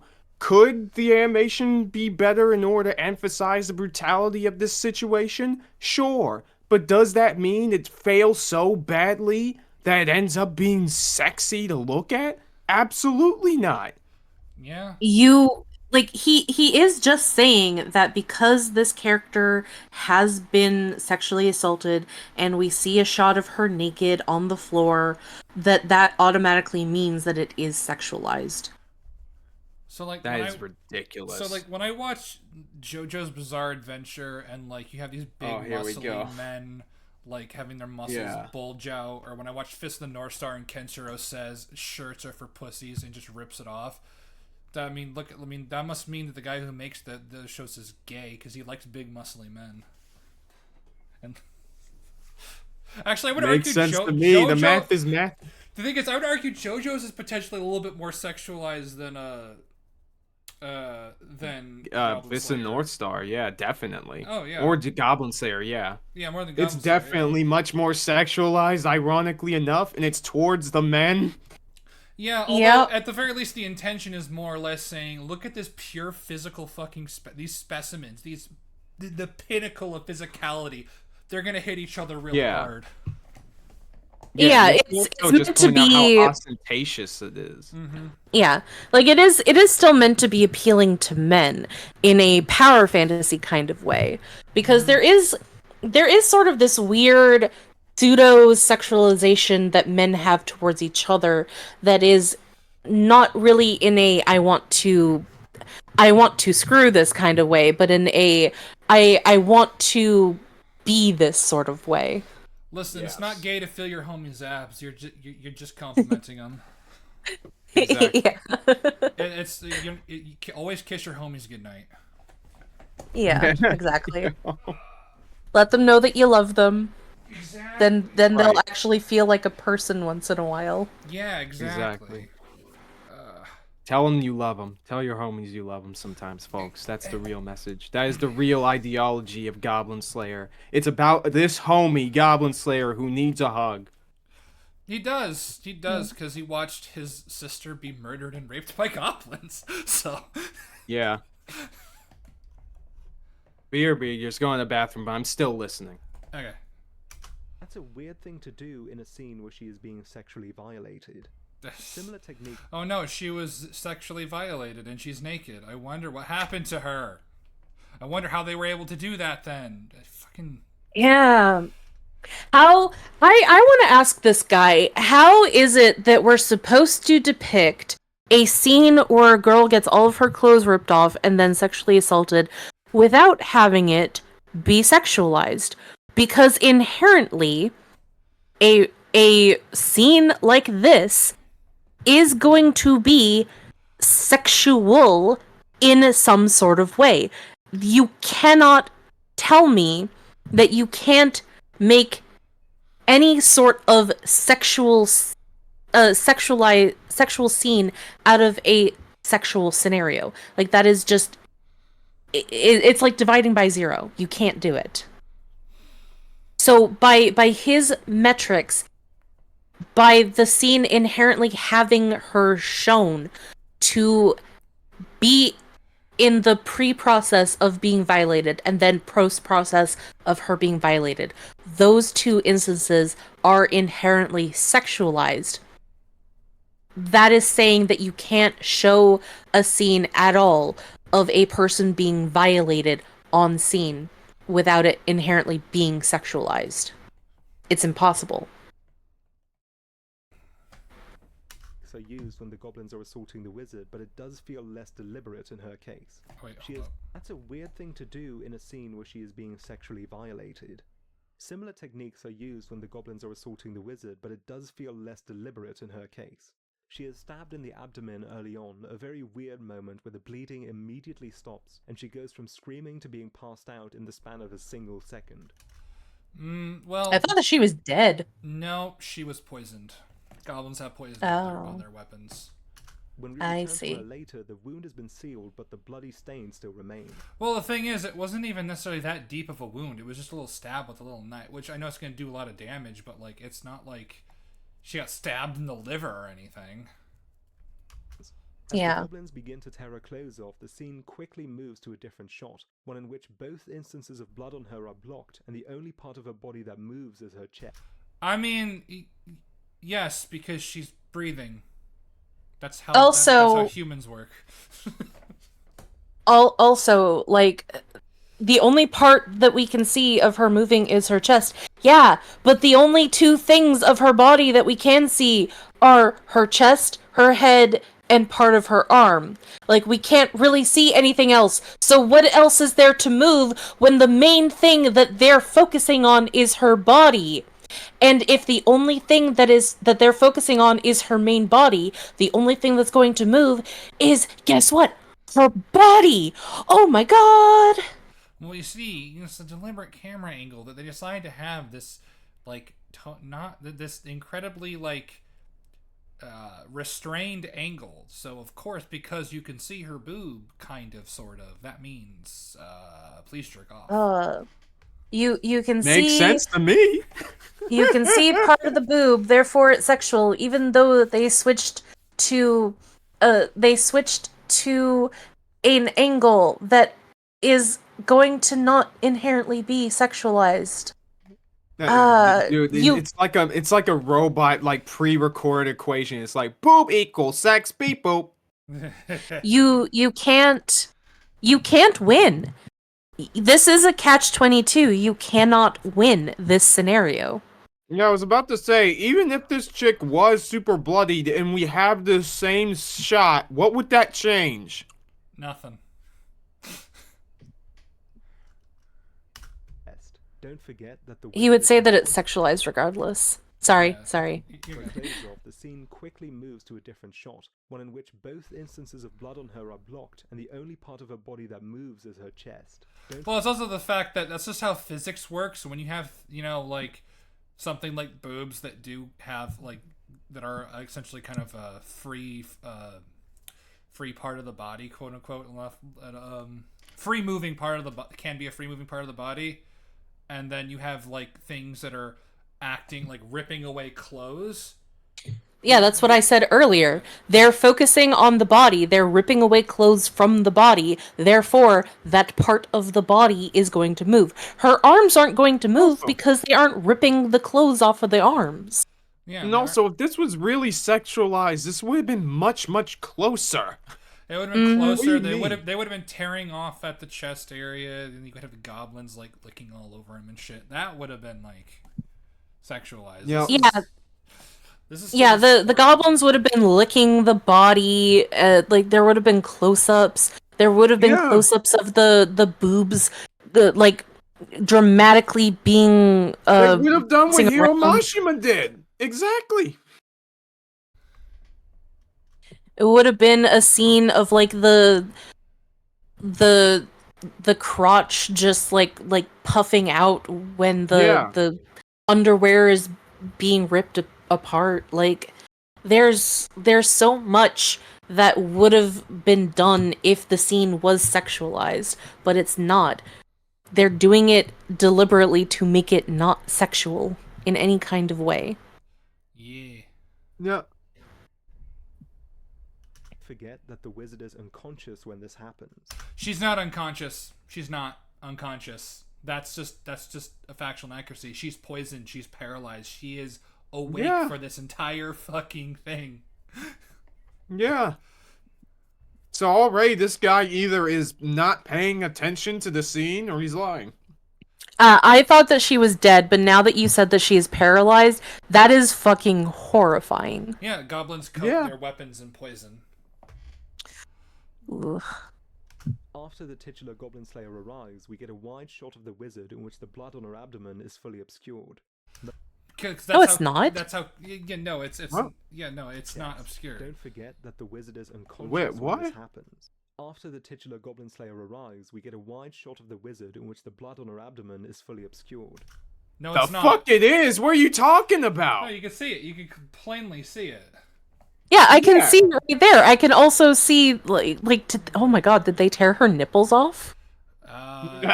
Maybe, possibly. I don't. Because she's bleeding out of them. That's terrible. It's horrible. It is a thing in the show where sometimes goblins will just get carried away and they will just kill the victim before they can get to the not so good part. Right. Yeah.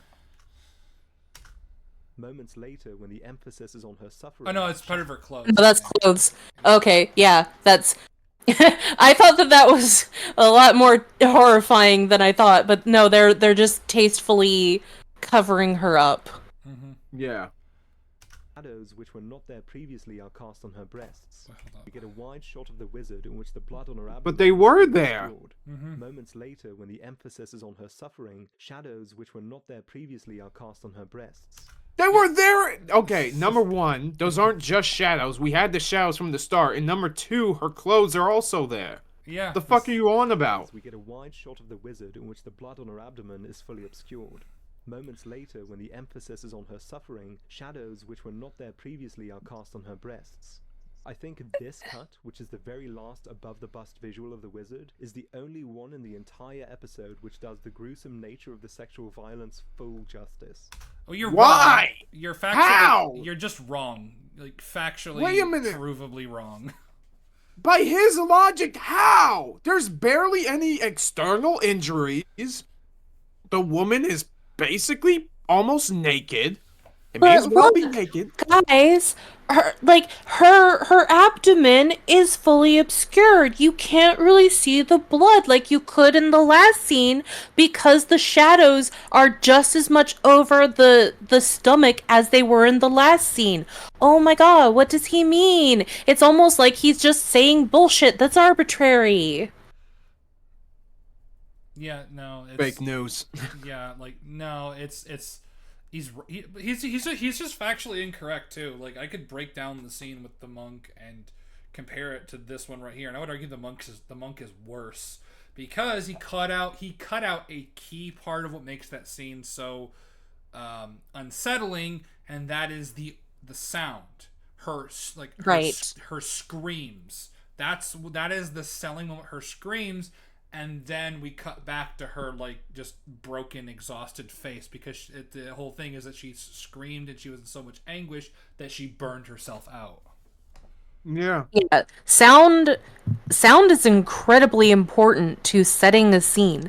Like there was a class that I had that was all about sound, and my teacher had emphasized that by showing us a scene in a horror movie but with all of the sound cut out, and it was just a woman running around, and yeah, she was panicked and stuff, but because there was no tense music or anything like that, we weren't able to become as afraid as the woman was because the sound does a lot of heavy lifting in a lot of things, and it's not just horror. It does that for everything.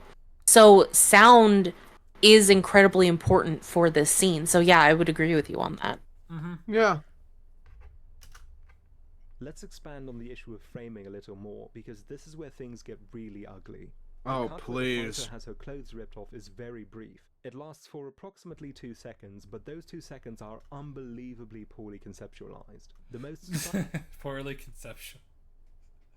Let's let him go. Okay. striking thing here is the manner in which the goblins are positioned. Even though the previous cut showed that the goblins are huddled around her so closely that she was bathed entirely in shadows, within the span of absolutely no time at all, one cut to the next, the goblins have spread out so far that the fighter's body can now be seen in full. The goblins tear the fighter's clothes off with a seeming complete lack of force, just so we can see her breasts bouncing around as she rides. Okay, that's how physics works. Congratulations. Do we need to go and teach you how Newtonian What? mechanics work? Do I need I find it really odd that this guy is breaking down this scene, like focusing on the breasts as much as he is. He is the one that is making this scene sexual because he is focusing on all of the wrong things. I'm sorry, my dude, but women do have breasts. They can be big. They do bounce around when you don't have bras on. Like, I'm sorry, but as a person with a female body, I know this better than most people who don't have these features. I can tell you that that is what they do. So Yeah, Can you like, please? are you telling me that F? It's just basic physics. What do you mean? Are you telling me that F does equal MA? I just am tired of people saying that women's bodies are inherently sexual and Yeah, even inherently though isn't that sexualized. the kind of thing that like people like this always want us to get away from? Like, oh, we gotta get away from this mindset. That's essentializing like sexuality with people's bodies, and that's harmful. I mean, if Okay, you want to let's just stop go doing to that. like a base biological, like just like removing like any kind of higher cognitive function, go back to the lizard brain type of deal, I guess. But we're not there. Like, to a certain extent, I can understand this to a certain degree because yes, you're never going to see a scene like this done with men. It's just not going to happen. It's yeah. inherently going to only happen to female characters and to women characters. And that sucks but I understand it on a base level that women are going to be physically weaker than men to a certain degree. But also, like, a scene like this because of that, a scene like this with women characters are going to be more horrifying just from the outset. And that's also true, I think, just in general for on a societal basis. Like, we find these things more horrifying when it happens to women than it would happen to men. So I understand, in order to maximize the shock and horror of it, that it has to be with women. But there still is something to be said about whether or not these elements are used too often in order to emphasize the shock horror, because that is one of the go-to things that happens to women in a lot of fiction, is the sexual assault.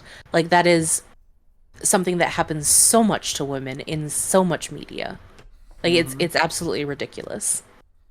Yeah. But that isn't what he is focusing on. He is specifically focusing on the fact that they are tearing her clothes off, that her breasts are flailing around because she doesn't have a bra on, and that is what they do, and he's saying that that is inherently sexualized.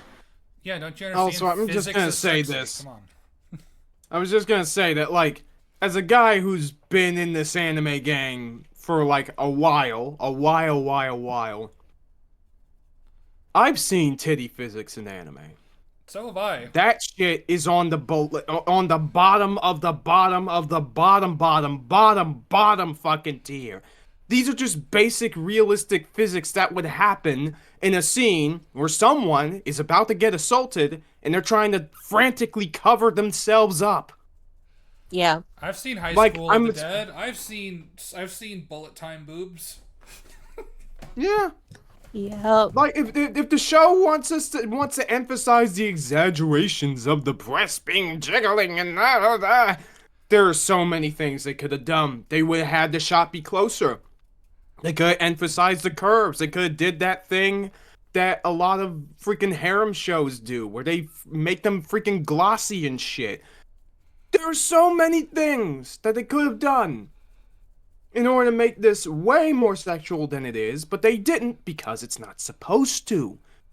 This chick is literally someone who has not only failed to save their friends, possibly like their found family, when this is supposed to be a basic quest, but her innocence is being fucking robbed from her, and she's treated like an object. That's fucked up. That's the shit we should be talking about. Fuck all this other crap. Who cares? Yeah. Kaiser, math is sexy. Come on, F equals MA. Oh, okay. Okay, got you. In the very next cut, the focal point is a foot stomping the fighter's face into the dirt. 2 cuts later, the same angle is shown at a slightly wider perspective, and something very odd has occurred. The goblin stomping on the fighter's head is now behind her. This is what. Okay. Yeah, that's just a continuity. That's a continuity issue, my dude. Yeah, that happens sometimes. That's just a minor continuity flaw. What are you talking about? Yeah, how what does this have to do with it being sexualized? Well, it's so that you can see her body and get hard on that, you sick fuck. But would that not be no different if the goblin's foot position was in continuity? Well, then you couldn't see all of her body, and her face would be obscured. Now be aroused. Oh my god. Like, I'm pretty sure that they just did this for the clarity of the scene. Like, yeah, it is slightly annoying, and I kind of do wish that they had made it so that the goblin foot stomping down on her was always in that position. But for this scene, I can understand them changing the position of the goblin because it's for the clarity of the scene. It has nothing to do with being sexualized. Yeah. Anime does this all the freaking time. Don't speak with your mouth The full. same trick being played. Sorry. The No, goblins do are it. spread out We in a don't do way that manners is on this show. diegetically awkward, just so we can see more. Yeah. The fighter's head is now behind her. This is one facet of the same trick being played again. The goblins are spread out in a way that is diegetically awkward, just so we can see more of the fighter's body. Speaking of which, the pose the fighter is forced into in this cut is mind-blowing in how shameless it is. Face down and butt up, the goblins must be big fans of 2 Live Crew. Well, don't you? Well, I mean, like, You see, if we're gonna get into the practicality of this, the goblins are gonna have to find some way to comfortably make her uncomfortable. Yeah, like. Okay. I mean, yeah, these I was these about to say. goblins are going to sexually assault her, and he's like, "Oh my god, this scene is sexualized when this sex scene is going to happen. Oh my god, it's so sexual." Like, no fucking shit. Honestly, I would argue That doesn't mean I wouldn't even say it's like it's necessarily sexual. Like trying to point that out, it's just like no. These I meant goblins are, sexual like, in the sense I didn't mean sexual in the sense of like, oh, it's so sensual. I was speaking in the sense of like it is a scene that is depicting a sort of sex scene. I mean, yeah. Yeah, in terms of the subject matter, you mean? Yeah. Well, in person, Yeah. and honestly, I'm just going just from a pure nuts and bolts mechanical standpoint of, God, these things are like 3 feet tall max, man. They gotta. They're gonna Yeah, I position was it in a gonna way say- to like try and get. They gotta get to it somehow. Like, it makes sense for them to position her like this, given all these different factors, but nah, he doesn't care about that. No, Yeah. it's like she should just be like flat on her face, I guess. I don't know.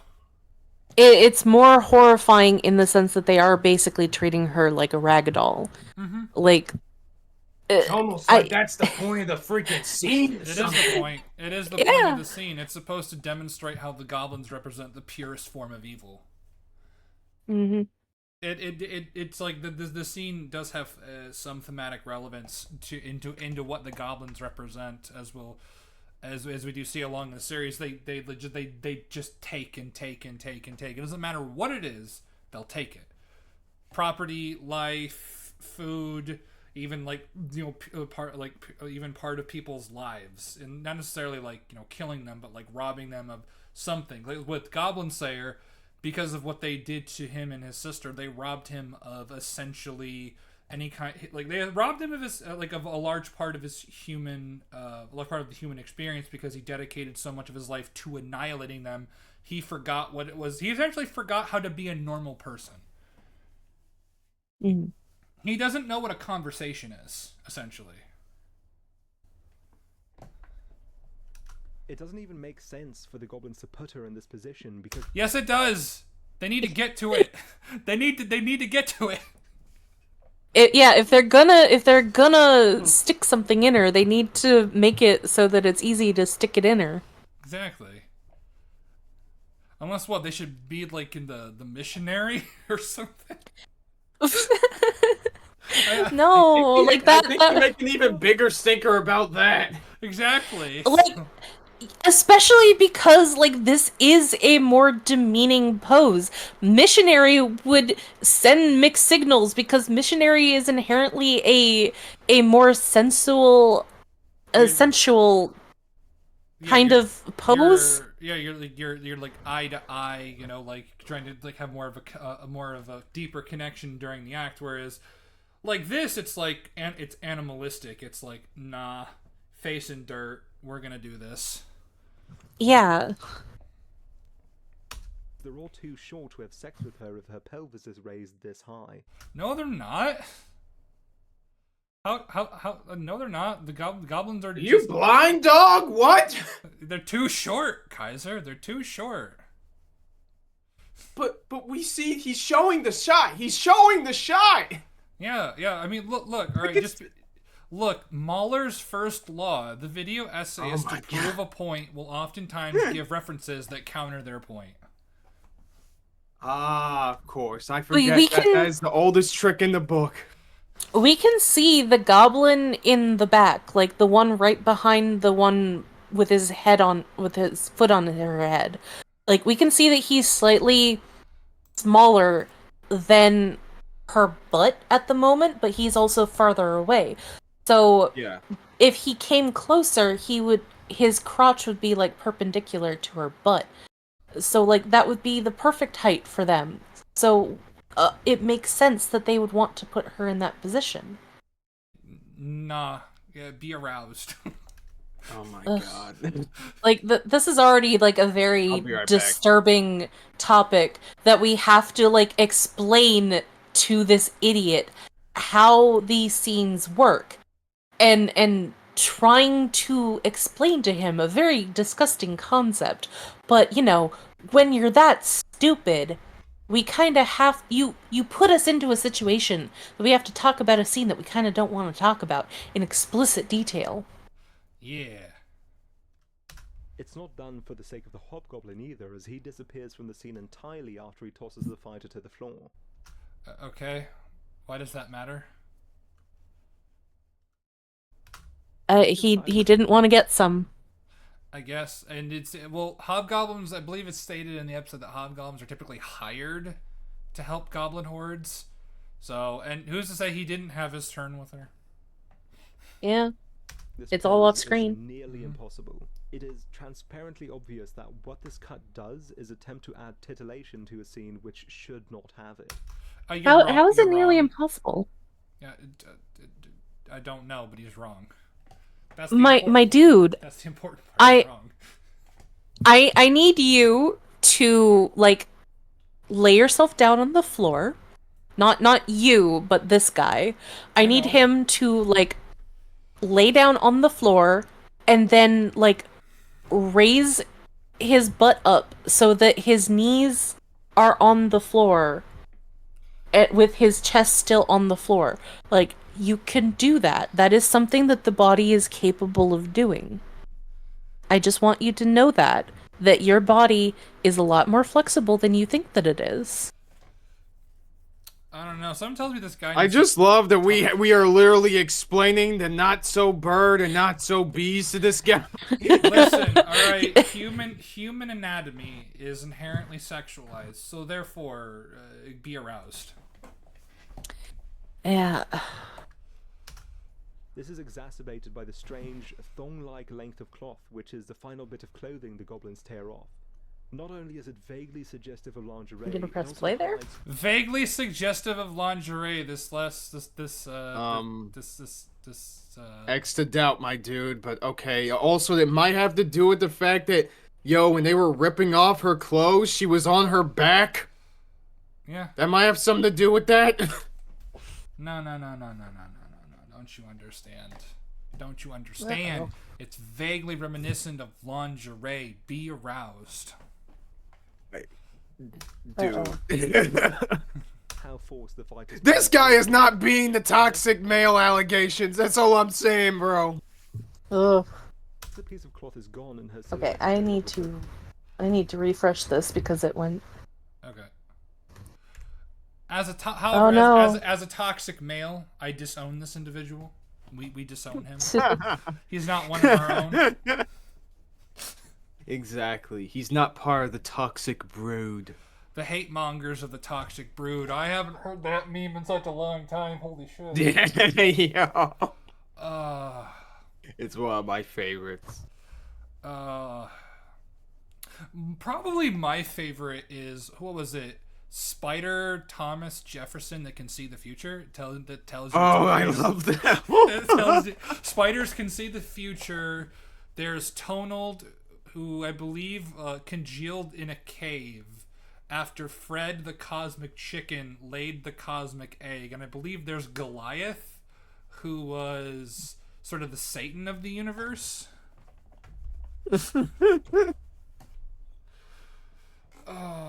You flip are wild, man. Yeah. Oh, did you watch their boogie coverage?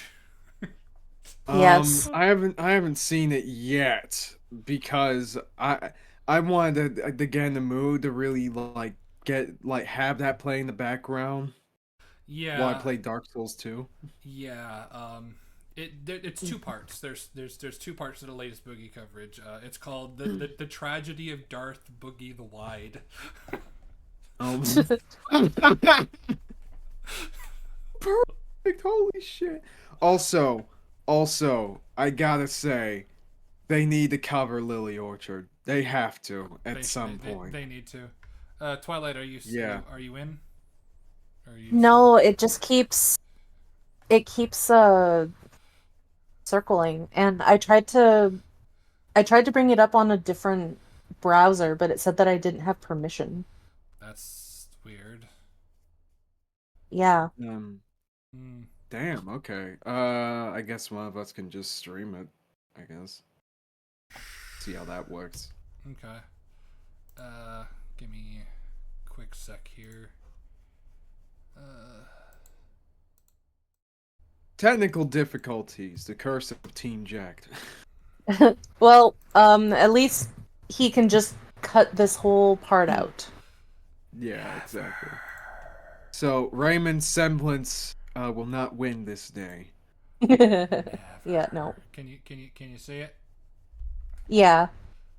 I can't full screen. You it, might or have else to- it'll, screw up the I could see it. recording. Oh no. What? All right. I'll live without the full screen. Yeah, no, because like Alright, that's fine. my the way that my OBS is set up is that it captures all of this, but if if I full screen it, it'll just be like nonsense. Right. All right. Twins tear off. Not only Is it is playing vaguely for you all suggestive of right? lingerie, it also highlights Yeah. just Mhm, how yep. false the fighter's pose is in this cut. Once the piece of cloth is gone and her silhouette is no longer broken up, it becomes clear that major artistic license had to be taken to have the fighter's butt, legs, and breasts all visible at the same time. So look, side boob. But it's not even. Side boob. Come on. But- Get be aroused. But it's not even. But they're not okay. It's like they are there, but they are not even. They're not. It's so hard to explain it. You know, there's this really good scene. One of my favorite anime scenes of all time. It's from a show called Genshiken, guys. It's about a bunch of college nerds in an anime club. And a dude is literally explaining why people like hentai or sexualized characters in anime by showing that, hey, humans are very habitual creatures, right? We relate certain symbols and images to other things. So you have drawings that are evocatives of certain, like, sexual framing or situations and things like that. Of course, there are going to be a good amount of people that will be into that shit. The thing is, though, is that you have to understand how that is typically framed in anime in order to make those kinds of assessments. And from all of my experience, this is like nowhere near. Absolutely not. This is not arousing in the least bit. I mean, And like there are so many things they could have done to make that less of the case. Like they could have had like an overhead shot where it's like, okay, in the bottom, the butt is sort of like in frame of the scene, like really close up and looking, like looking like really glossy or whatever, and like the freaking goblin up above just laughing, cackling in the distance a little bit. They could have done that. That would be way worse, but they didn't do it. There are a bunch of other things they could have done, but they didn't do that either. Like, it's so weird. it's incredibly weird. I know, don't attribute to malice what can be explained with stupidity, but never rule out malice. Oh no, like I don't think that this guy is malicious. I do think that he is being stupid though. So because again, like he is saying that this woman's body cannot contort in this way for it to be realistic. And I am telling you, my dude, like I said before, our bodies are a lot more flexible than you think. To just have a woman sitting with her knees on the floor and then just going over, like bending over and making it so that her shoulders are on the floor. That is not a hard concept for somebody to grasp, that the body could do something like that. Yeah. No, Why are you being stupid? No, impossible. You don't know anatomy. Are you anatomologist? Huh? I went to school for 3D animation. I went to school to draw. We had to take anatomy classes. I know anatomy probably better than this guy. I mean, I actually took definitely. anatomy classes too because I was doing vet tech. So yeah. Yeah. Damn, we got 2 experts here. Oh, don't worry. It's like math. I've forgotten a lot about it. Are also the real kicker here, if you ask me. The fighter's breasts are portrayed as being fairly large for most of the episode, but once her clothes come off, they suddenly expand into giant anime balloon breasts. So No? So once again, he doesn't understand physics. So when you have The same shit. It's the same argument that I was talking about earlier. So what happens if you have like a ball, like like a ball that's doesn't have a lot of that has like a doesn't have that has the air drained out of it a little bit, or a balloon, or something, or like a spherical object filled with water that's malleable, and then you squeeze it on a surface, it bulges from the sides. This is what we call basic fucking physics. Yeah. Like, okay, of course they're gonna be smaller in other shots. She's covered up. She's a fighter. She needs to holster the money. It's like, what the fuck? I mean, should her clothes just be skin tight so you see everything? Wouldn't that make it worse? They'd be like Wouldn't that make this whole scene worse? Wouldn't he complain about it more? Like a tiny Because she's protagonist or sexualized some from the shit? beginning? What the fuck? Why?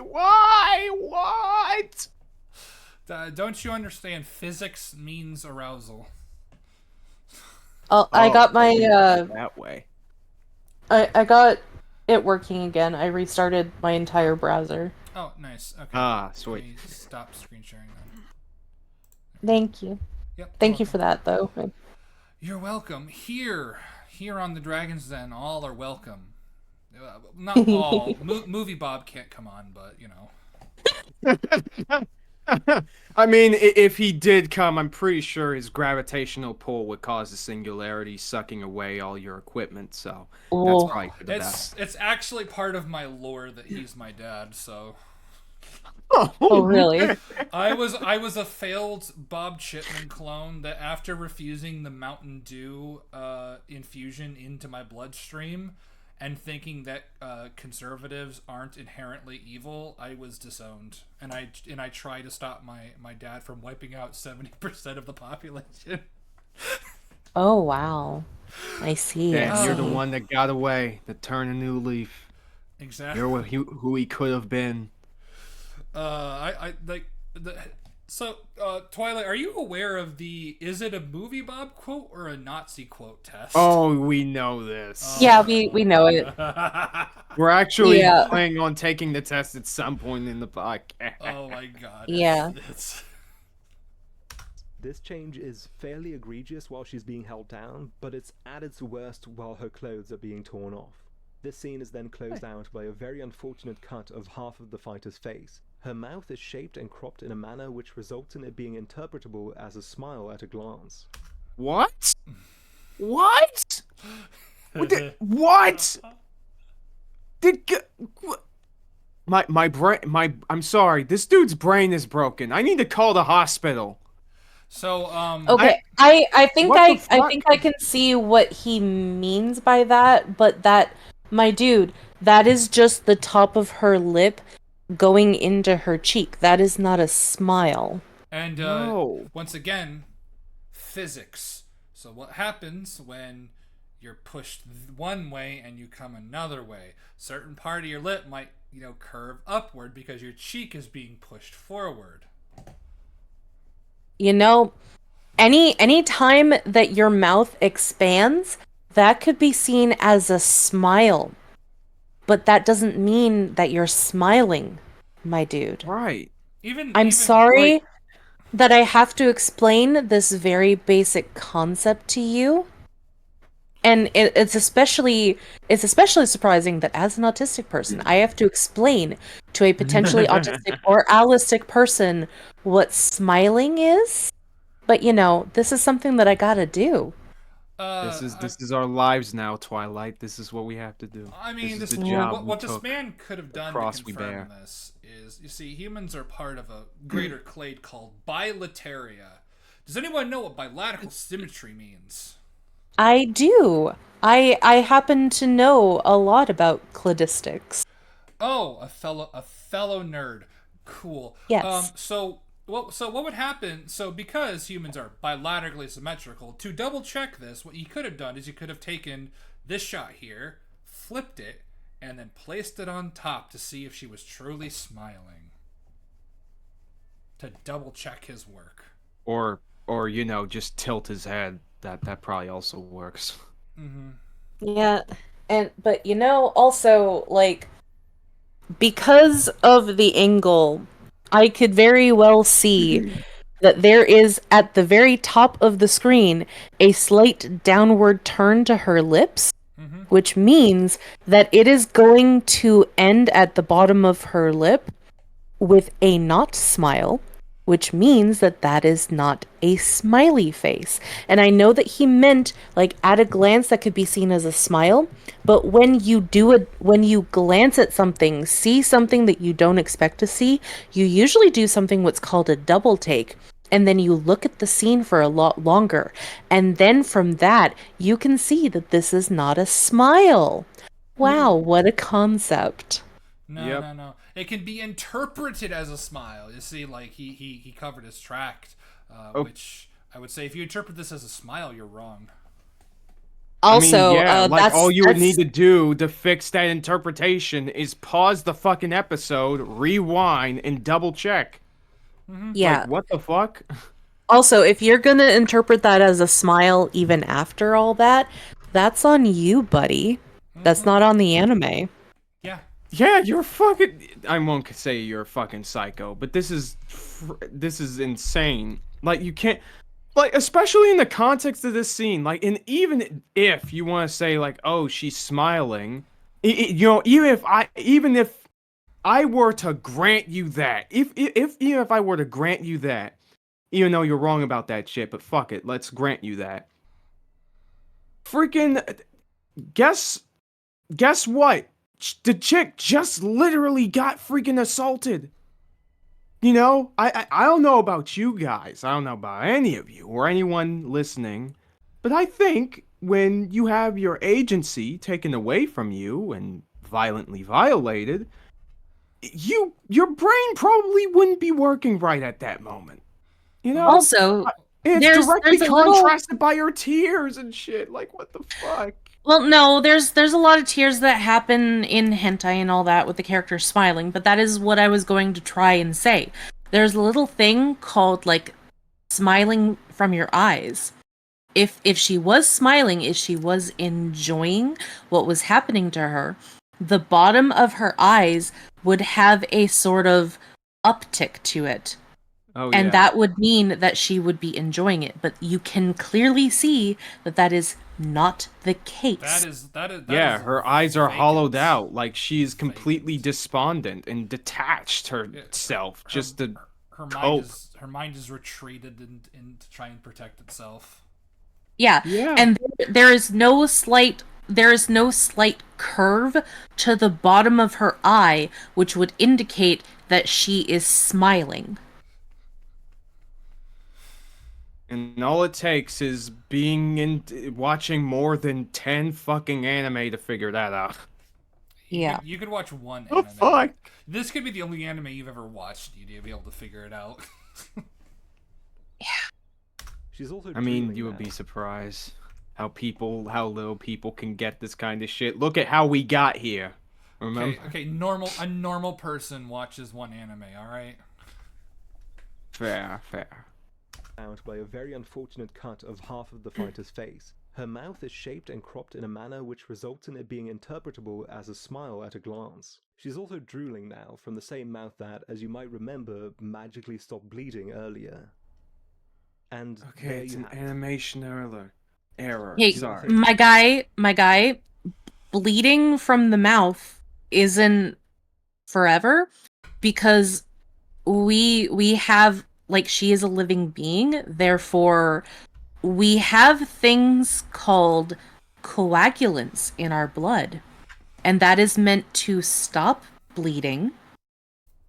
That is what that's for. Well, not only that, like capillaries when they burst, well, they bleed a lot, like in like very short term. Like it typically closes pretty fast. That's why, like, when wrestlers blade, they blade on the forehead because the forehead has a lot of capillaries. You don't really need to like get too deep to get a lot of color. Yeah, but that's exactly what I mean. Like they close pretty quickly because the blood has coagulants in it, and that's supposed to stop bleeding because the body doesn't want to just bleed all the time. Right. Yeah. And not only that, but also she was bleeding from the mouth, right? Yeah. Saliva also helps with that.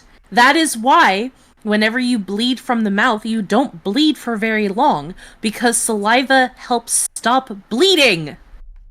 Yeah, and the like the timeline of the scene, this probably happened over the course of like half an hour to an hour, probably.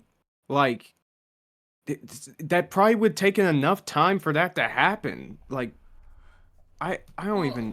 Also, her And he mouth. says, "Oh, there you have it," as if we're- this just cracks the freaking code. And I'm like, I think we're putting too much Dude, fucking what are thought you into doing? the mouth bleeding shit. It's like no, putting too much thought. Well, no, into it. it's because he said that, and I just wanted to make the point of, like, it's just very simple that bleeding from the mouth will never bleed all that much because of two simple things. Like you said, the capillaries and the saliva. Like, it's a very simple explanation.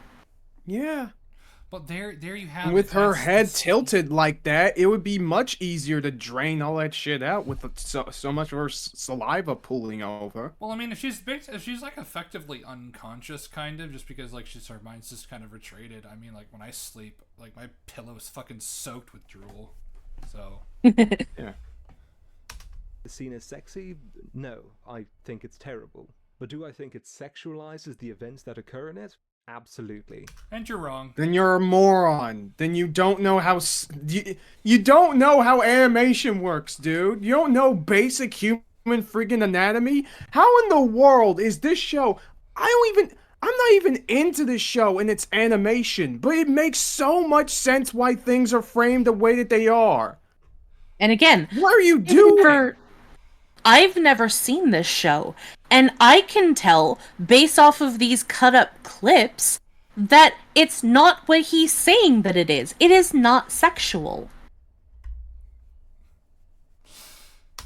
That is the distinction that people who defend this scene get hung up on, I think. The generic elements of No, when people defend the scene, it's fucking weirdos like you who completely and totally ignore what's actually happening and the actual the actual nuts and bolts of it, because you get too lost in the sauce of your weird pearl clutching puritanical double standards.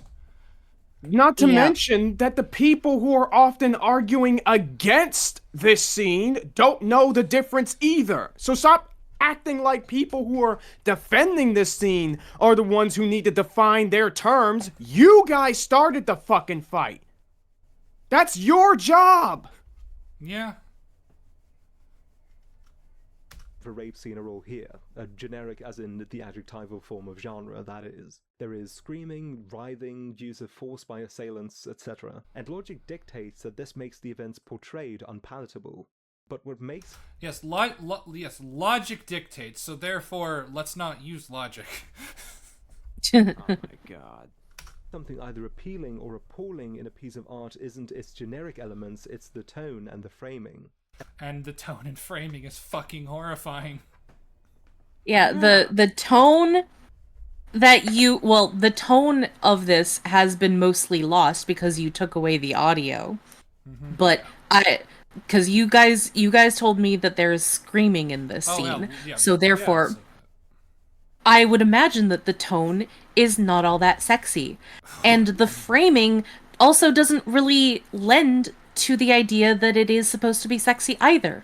Just because, like, yes, there are moments where the characters are placed into quote unquote sexualized poses. Guess what? Because when characters are going to have sex in a non-consensual manner, they're going to be posed in a sexualized manner for the sex scene. Yeah. But that doesn't mean it's supposed to be like sexually arousing. Like that's ridiculous. Yeah. It's just it's practical. Like what? But Kaiser, have you yourself drunk enough paint thinner to be on this man's intellectual level? You know, I was thinking about doing that after this podcast, but you know, I probably should have done it before. That was my mistake. You should have done it during. We could have gotten it all on the tape. Oh. Damn. Well, maybe next time. Yes. Yeah, maybe next time. And the framing of these scenes lean a little too heavily towards reinforcing positives in my eyes. Well, then your eyes are your eyes. Then you're blind and stupid. Yeah. In like that is the ultimate key word there. In your eyes. It's you. It's on you. It's your interpretation. Yeah. It is your fault that you are seeing the scenes like this. Your faulty interpretation based on your own inability to correctly interpret the scene, yes. Ridiculous. You might ask yourself Shameful. Did the artists do this on purpose? And I would like to give them the benefit of the doubt and say no. But that doesn't mean that it was all a coincidence either. I'm not saying that they did it on purpose. But I'm not saying they did not. You gotta be pulling my dick right now. Are you fucking No, fuck this double talk bullshit. All of this double talk bullshit. Don't just weasel your way out of that. Really? Are you really going to say that they are just so hapless that they... Is it even possible to even be so hapless to somehow bumblefuck your way into making a scene that shouldn't be sexual, even though it isn't sexual, but let's... whatever. Like, what? Oh, and you're going to say, oh, well, the show has bath scenes and some characters are sexualized in certain moments, so therefore, you know, ad hominem vis-a-vis macaroni and cheese, Hakuna Matata, get fucked, loser. Okay, you kind of went to Christopher Walken mode a little bit at the end. Yeah. This guy is fucking believable. The issue that I assume to be at play here is that the default mode in which a naked woman is artistically portrayed is sexy. So if you draw, or in this case animate a naked woman and do that uncritically, that predisposition to make her sexy seeps in. If this that's on you!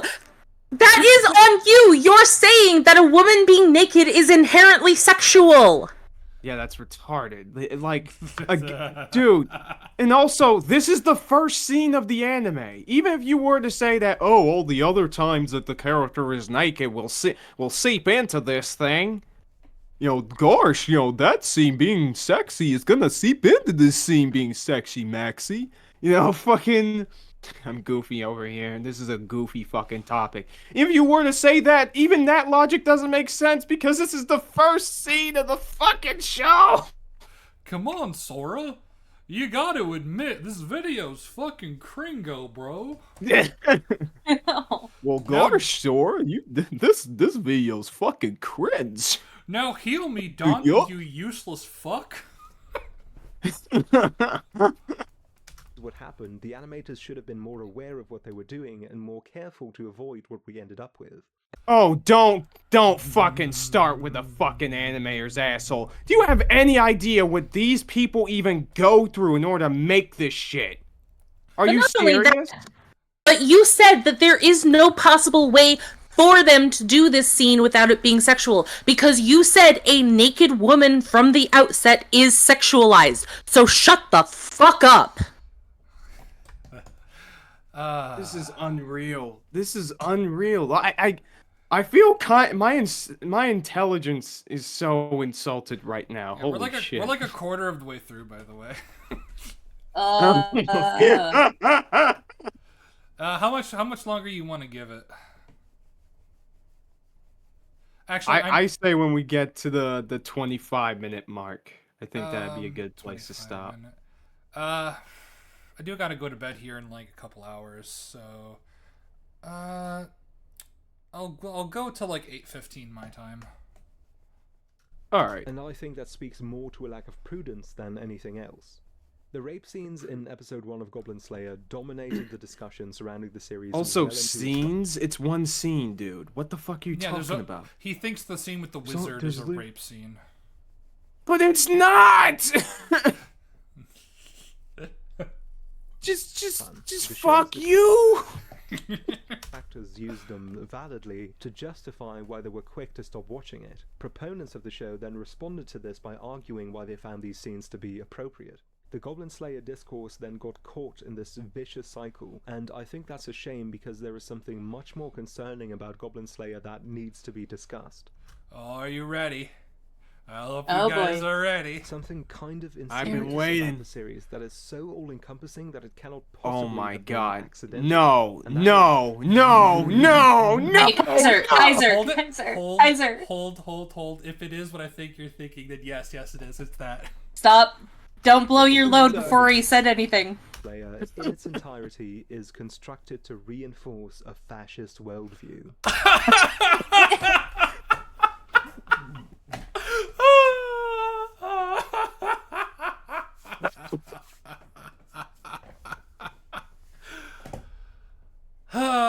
Here we are. How? How?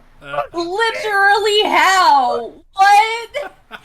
You just spent so long talking about a rape scene in this, and then you said that that's because of fascism? How? I bet this guy wouldn't even know how to define fascism, and he doesn't know the definition because he goes into it. So. Oh my god! No, Jake, this is fake. This isn't real. Okay, no, it's real. No. It's real. No, An actual Homo sapien made this. Like our species, not a Neanderthal, not a Denisovan, not a Hobbit. No, a Homo sapien like us made this. No, worse no. than I thought. No. This guy is Homo naledi. Is it even? Has it even been decided if Homo naledi is even valid, or is that still? Or is that conversation still going on? No, the conversation is still going on, but I think that it is mostly decided that it is an actual thing. Right now, the main controversy that's going on right now is whether or not Homo naledi purposefully buried its dead ritualistically or not. Okay. Because they found evidence that might indicate that, but it also might indicate something else. Yeah, no, while the scientists have said that they are open to the idea of it, the main person who made that paper did a lot of fuck shit with their paper in order to validate their claims, and people are like, wait, why? No. So it's kind of like that Nanotyrannus paper that came out, like, I think it's like a couple months to a year ago, where it's like, actually, Nanotyrannus is a valid taxon now, and then it's like, the people looked at it and they're like, nah, it's still probably just a juvenile T-Rex. Yeah, exactly. And not only that, but they took this paper that hadn't even been looked at by peers. It hadn't even been peer reviewed yet, and they made an entire fucking documentary out of it. That's part of the process. You send it through peer review. That's how we regulate certain things. Yeah, and the majority of peers that reviewed it said, nah, you did some fuck shit with this. My brain feels like it got raped by goblins. Can I take this guy to court for mental sexual assault? It's you can try. I'm gonna do that. I'm gonna talk to my lawyer tomorrow. Okay. You see, like that reveal, just sounded like you got all the energy taken out of you. Well, did you hear him dying in the background while we Yeah. were talking about Homo Naledi? Yeah, he was currently going. You know, if I do it long ways, I'll get results. No. This is terrible. Now, hey, look. Now we're in part 1. That Oh first. gosh. The majority of that just didn't need to be done. No, it didn't need to be in the episode at all. Like the thing is, he didn't say anything new at all. Even at the time it was made, didn't say anything new. This shit was already out there. Yeah. Uh-huh. Thoughts on the deflation of light? No. What the fuck? Talking about the nature of fascism as it pertains to art is difficult. Even talking about fascism as a political concept is difficult. The main reason for this is that fascism is such an ill-defined term. Scholars have been debating the term fascism since the fall of the only 2 self-described fascist regimes during World War II, and we... Why don't you read The Doctrine of Fascism, written by the guy who effectively invented it, Benito Mussolini, and I think Giovanni Gentili? Yeah. Yeah, and also, I'm pretty sure a lot of what the issue when defining fascism is because of dumbasses like you that apply it to literally fucking everything. You are applying fascism to an anime about a guy whose whole thing is that he is trying to kill a race that is raping and killing people for sport. I'm sorry. Where was that in Hitler's manifesto exactly? I kind of missed that part. I've been called a fascist because I believe, I believe that everybody should be able to should have the right to own a gun, which doesn't make sense because. The first thing the fascists take are the guns. That's No, Jake, my man. Listen, fascists love it when their own populace have the potential power to fight against them. That's their whole thing. Exactly. Come on, man, keep it up. Precisely. Still don't have anything resembling a consensus. Some even go so far as to say that we should do away with the term altogether. But I think there is value to the term even if we don't all fully agree on a definition. If nothing else, we do all share a broad view of what fascism means, we're just fuzzy on the details. And while that's not an ideal starting point for a discussion, the term fascism, however broadly interpretable, does indicate something that no other ideological descriptor does. You could argue that someone or a piece of work is totalitarian, authoritarian, nationalist, dictatorial, xenophobic, etc., but that simply doesn't cover the same ground as the term fascist. Now, that's not to say that the word fascist doesn't get thrown around unjustly, because it does. It's used both as a pejorative and to describe any number of ideologies which don't really fit the bill. Like you! Yeah, you're doing that. Oh wait till we get to his evidence. When we get to his evidence. Oh, here we go. When we get to his evidence. I can't wait. It's going to be amazing. I can't wait. I'm aware of this, and I'm also aware that this has resulted in the word fascism losing some of its gravitas. But I'm not fooling around here. I'm not using the word fascist adjacent to Goblin Slayer to spark a prompt controversy or as an easy catch-all for a thing I don't like. Yes, you are. Yeah, you are. Well, yes, you are. I mean, well... Yes, you are. I mean, listen, you're serial. You're not draking and joshing us right now. Let's have at it. Let's hear it. I'm not fooling around here. I'm not using the word fascist adjacent to Goblin Slayer to spark a prompt controversy or as an easy catch-all for a thing I don't like. Whether entirely by design or only partially, I genuinely believe that Goblin Slayer embodies this terrible ideology. But before I get into why that is, we're going to need to define the term fascism as it pertains to the thesis of this video. Otherwise, different people are going to walk away from this video drawing different conclusions based on their own definitions of the term. So, for the purposes of this sexualization? video, I'm going to define fascism as totalitarianism plus. It is an ideology which props up wholly undemocratic totalitarianism not just for its own sake, but as an absolute necessity to preserve the sanctity of the state, which is under threat from a racialized outside force. Oh my god, you're making the demon's argument. Kill me now. Kill me now. Just take me away. He is. Yes, he is. Just take me away, man. Core to this ideology are three factors. So this is, I'm just gonna give you a heads up. This is the kind of guy who would look at the Tyranids in 40k and go, "They're the good guys." Oh boy. I want to claw out my own fucking trachea. What is going on? He's the kind of guy that would cheer for Horus during the Horus Heresy. Ruling authority needs to have unchallenged and unchallengeable power over the state in its entirety. 2. The scapegoated enemy is not the enemy based on their ideology, but based on a trait inherent to their group. Oh, and 3. fuck A you. belief that the preceding power structures were not fit to protect the state. Fuck you. The next thing I want to make abundantly clear is what I'm trying to identify in Goblin Slayer. I'm not looking to find out if Goblin Slayer is fascist. I'm not even sure if you can say that about a piece of art at all, really. But that's what you're trying to do. Then why bother? Then why bother saying it in the first place? You're saying that there is fascism in this show, and then turn around and say that I'm not going to debate whether or not it is or what the definition is, and yada yada yada yada. It's like, why bother even doing these concepts then if you aren't going to make the argument for it? It's this doublespeak again. You're worse than an idiot. You're a fucking coward.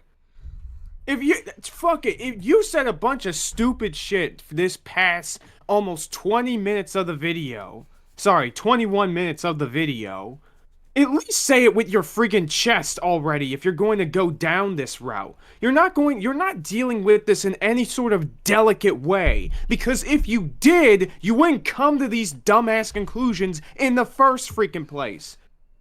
How in the world is it that a show about a group, not only just a guy, but a group of people trying to protect their lives, their livelihoods, their friends, their loved ones, but by a bunch of freaking monsters and demons and just fucking rapist assholes? Fascist. How? Well, you see, they made a race that is inherently evil and therefore fascist. Don't you understand? Media literacy was a mistake. Yes, it was. I want to give this guy a 40k book and read it and say, tell me, who do you think were the good guys? And I 100% think he'll probably say the Tau, and then I will slap him. Like, the thing is, though, is that the goblins, at least as shown in Goblin Slayer, it's sort of like the same arguments that I had in regards to Freeren's Demons in my own video, which y'all should definitely watch if you haven't. But, like, the whole thing about it is that, like, the goblins and Goblin Slayers are not... They don't represent anything in real life. They don't adhere to any specific stereotypes. They don't look and act in any ways that are inherent to, like, past stereotypes about certain races and people. No. Some goblins are inherently representative of the Jews on the count of being goblins. Don't you know that? Oh my god, this stuff. That is legitimately what some people say. Regardless of the context, regardless of literally anything else, if you have a goblin in a story, they represent the Jews. Well, because at one point throughout history, somebody insulted the Romani people, the Jews, the whatever kind of foreign group that they didn't like. They just called them whatever, and then now that just belongs to them now. But oh my fucking god. So because they are that way in one point of history, something that literally 99% of most people probably don't know, including the writers of these freaking stories, it's just inherently racist then. Yes. No matter the context. Yes, it doesn't matter. Yeah, context doesn't matter. You should know this, you know? Like, orcs are black people, you know? Oh, that's my favorite one. That is my favorite one. When we all know... orcs are just... We all know that orcs are Northern English. Also not interested in calling original author Kumo Kagyu a fascist, nor anyone who worked on the production of the anime. There are also But I sure as fuck am gonna imply it. Yeah. Yep. no fascist power structures or characters who openly advocate for one in Goblin Slayer. What I hope to show in this video is that the fictional work of Goblin Slayer is constructed to invite fascism as the solution to its major problems. That is to say that the world, the enemies, and the heroes are characterized the way a propagator of fascism might characterize those same things in the real world. You mean a typical fantasy setting? Dude, Oh what my god. the fuck? Does this person What? just not know what fantasy is? I want to see this guy watch Lord of the Rings and give his opinion on it. Do it, coward. Do it, coward. Dude, I am losing my fucking shit. What is going on? The Goblin Slayer invites fascism as a solution for its problems. Getting rid of all the adventure, making it illegal for the adventurers to have weapons and magic, and so they can't really defend themselves or whatever. So then also they can't revolt. Hyper militarizing, over centralizing everything. Actually, that's interesting. Like, adventurers are a thing in this world. That's what Goblin Slayer even is, right? Yes. Like, fucking. The fucking. Oh my god, my brain can't keep up. The freaking adventurers are basically hired swords and explorers. If this was fascist, why wouldn't they be structured I know you're saying that, oh, they're constructed in a way, but the world isn't even constructed that way. That doesn't make sense.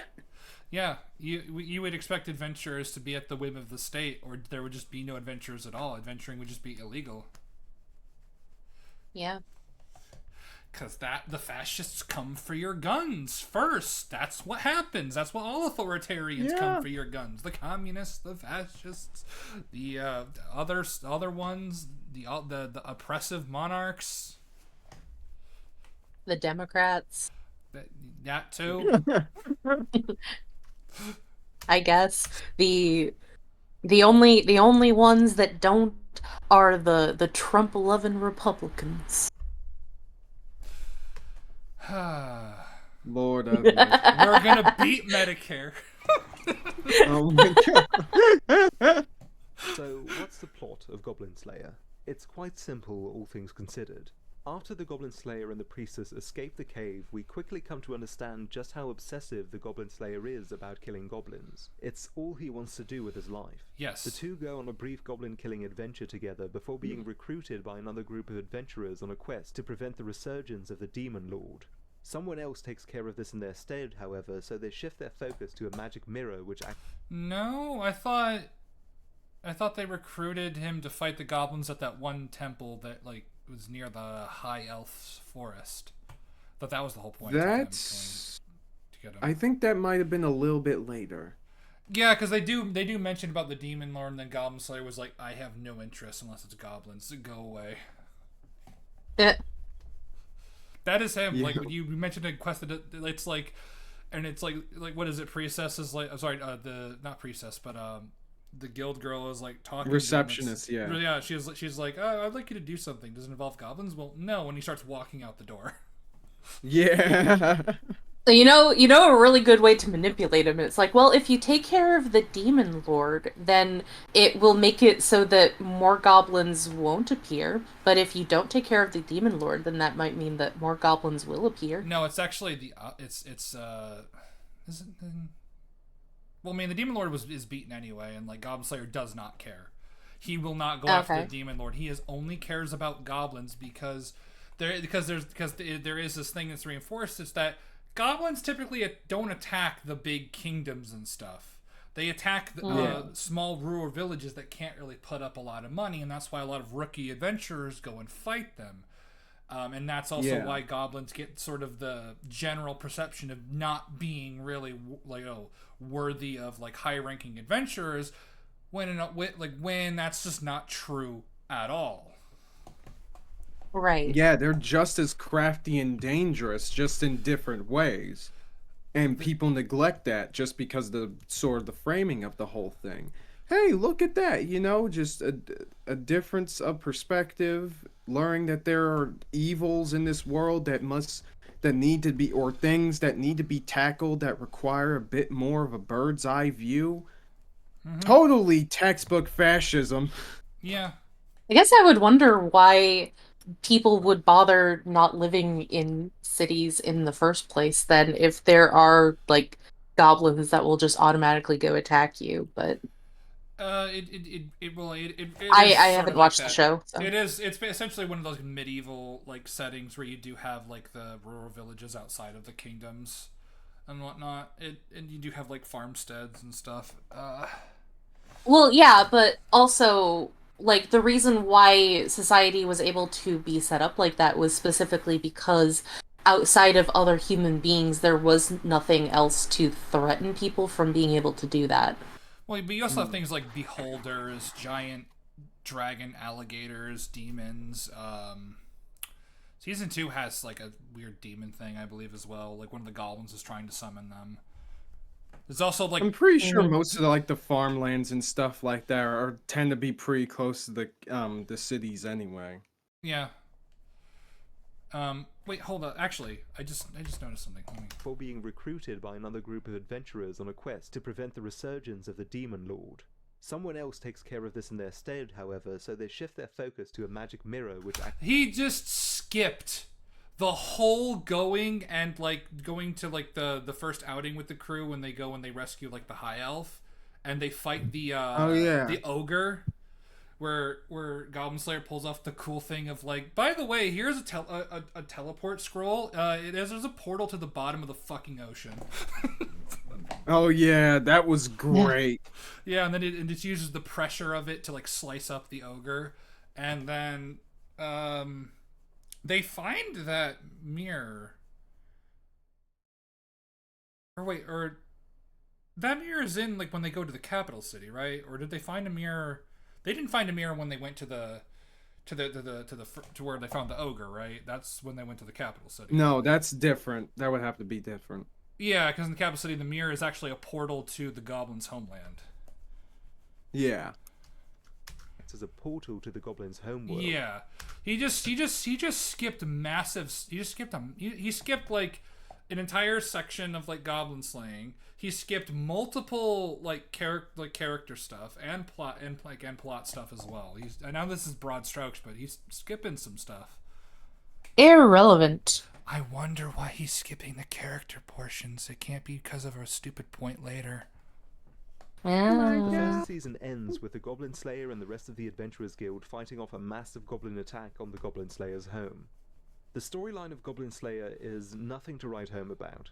It makes for a very bare plot filled to the brim with worn-out fantasy tropes. Okay, then explain why the worn-out tropes are bad and badly executed, please. Yeah. Explain what they are and why they're worn out and why they're bad. Even if they're worn out, just explain why they're bad. Like, you can have a worn-out trope, but it could still be executed well within the writing. Sure. Yep. And plus, I would argue Goblin Slayer is more character-focused than it is plot-focused.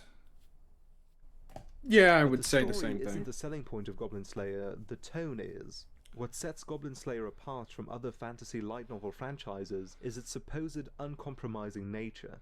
The Goblin Slayer is not a kind, cool hero, but rather a stunted loner who is driven entirely by his obsession.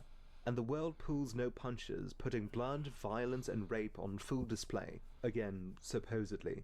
But despite this, the morality of Goblin Slayer is portrayed in terms which are about as simple as those in an episode of Transformers. And don't you insult Transformers?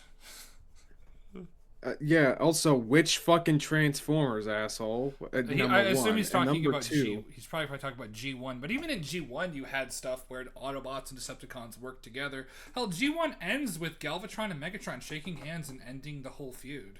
Ending the whole, quibbling with each other.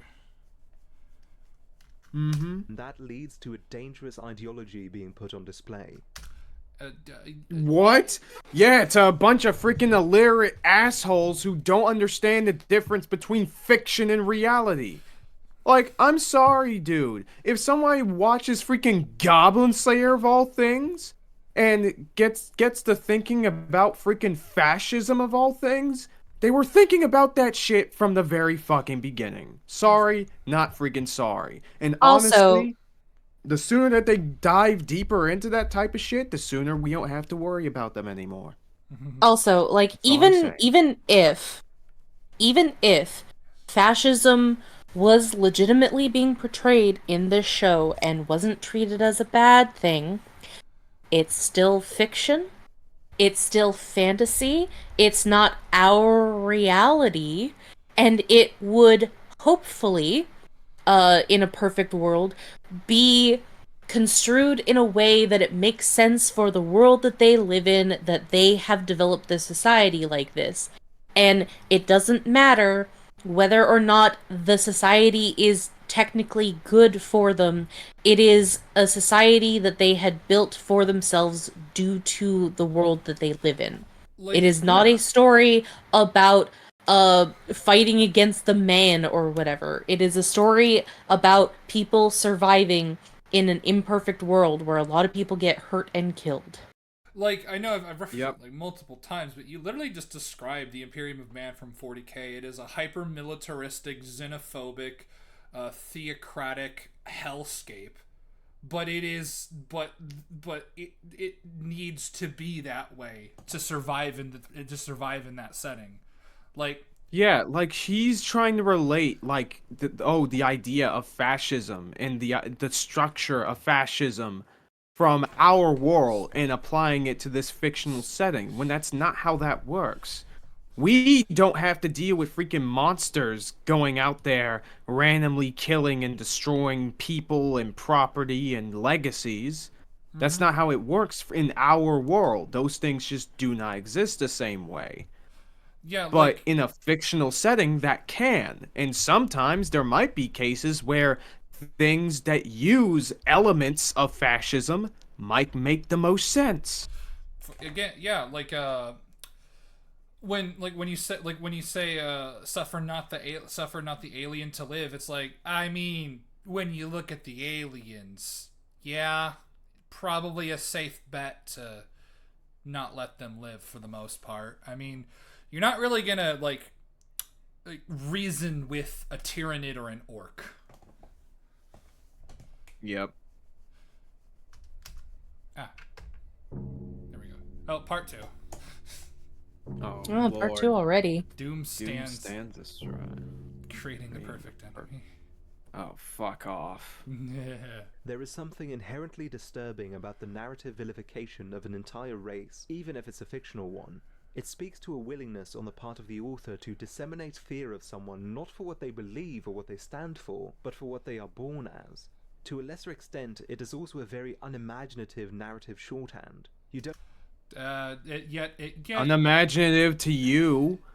Oh it's my all, god. I mean, I guess this guy is just calling Tolkien unimaginative. Then Apparently, he like it's the same thing that Ant and a bunch of other people said about demons from Freerun. I'm sorry, if you think the freaking demons are unimaginative in the way that they are portrayed and function in the story, you do not have any right to discuss storytelling whatsoever. The demons and the goblins in the story are perfectly crafted that make sense within the context of the show that they are in. I love this mentality because if you brought this mentality into a real life scenario, this is what you would sound like. Oh, child molesters aren't all that bad. They're people too. We shouldn't dehumanize them and demonize them. They're not people. What are you talking about? Gary Plauché did just nothing wrong. They're just people. R. Kelly did nothing wrong. They have issues that need to be sorted out, but you should still allow them into your society without any issues and all that kind of stuff. That is what you sound like if you were to put this scenario directly into the real world. Goblins are not people. Orcs are not people. Stop treating them like they're people. They are Yes. fictional fae creatures from European mythology that were never human to begin with, even if people used them as insults for other groups of people. That doesn't make them people. Well, no, They are monsters. Yeah, and honestly, like, even if it is unimaginative, like, even if I were to agree with that, as long as it's executed well, what does it matter? You're criticizing. Yeah. You're saying you're criticizing the concept, not the execution. Yeah. Ideas, that's ideas fucking are cheap. stupid. Ideas are cheap. Execution is what matters. Exactly. Yeah, There is no I've such seen thing as an so- original idea. So by saying that it's unimaginative, everything is unimaginative. Having Yes. having a boy going to school and doing, I don't know, engineering is an unimaginative story. Having a girl go to a magic school to learn magic is unimaginative. Having a story about a girl falling in love with a prince is unimaginative. So the Yeah. fuck what? Yeah, shows about freaking kids driving giant robots and suffering, learning the true suffering of war. That's about as unimaginative as it gets in anime. Are you serious? Like, dude, this is insanity. You can't just say this shit when this could be applied to even shows that you friggin' like. And even if the execution you would say is bare bones in Goblin Slayer, which I'm assuming that is your argument, like, that doesn't make it bad or veering towards fascism. That has nothing to do with it. You're saying these two things are connected when they are not. Do you know why? It's like I said before. Goblins are seen as just Jews, and what kind of people were against the Jews during, I don't know, maybe the last 70 years? The It is a Slavs. complete mystery. The slaves? The Slavs. Yeah, the slaves. I'm just kidding. The Slavs hate the Slavs. No one hates a Slav more than a Slav, if we're being honest. Yeah.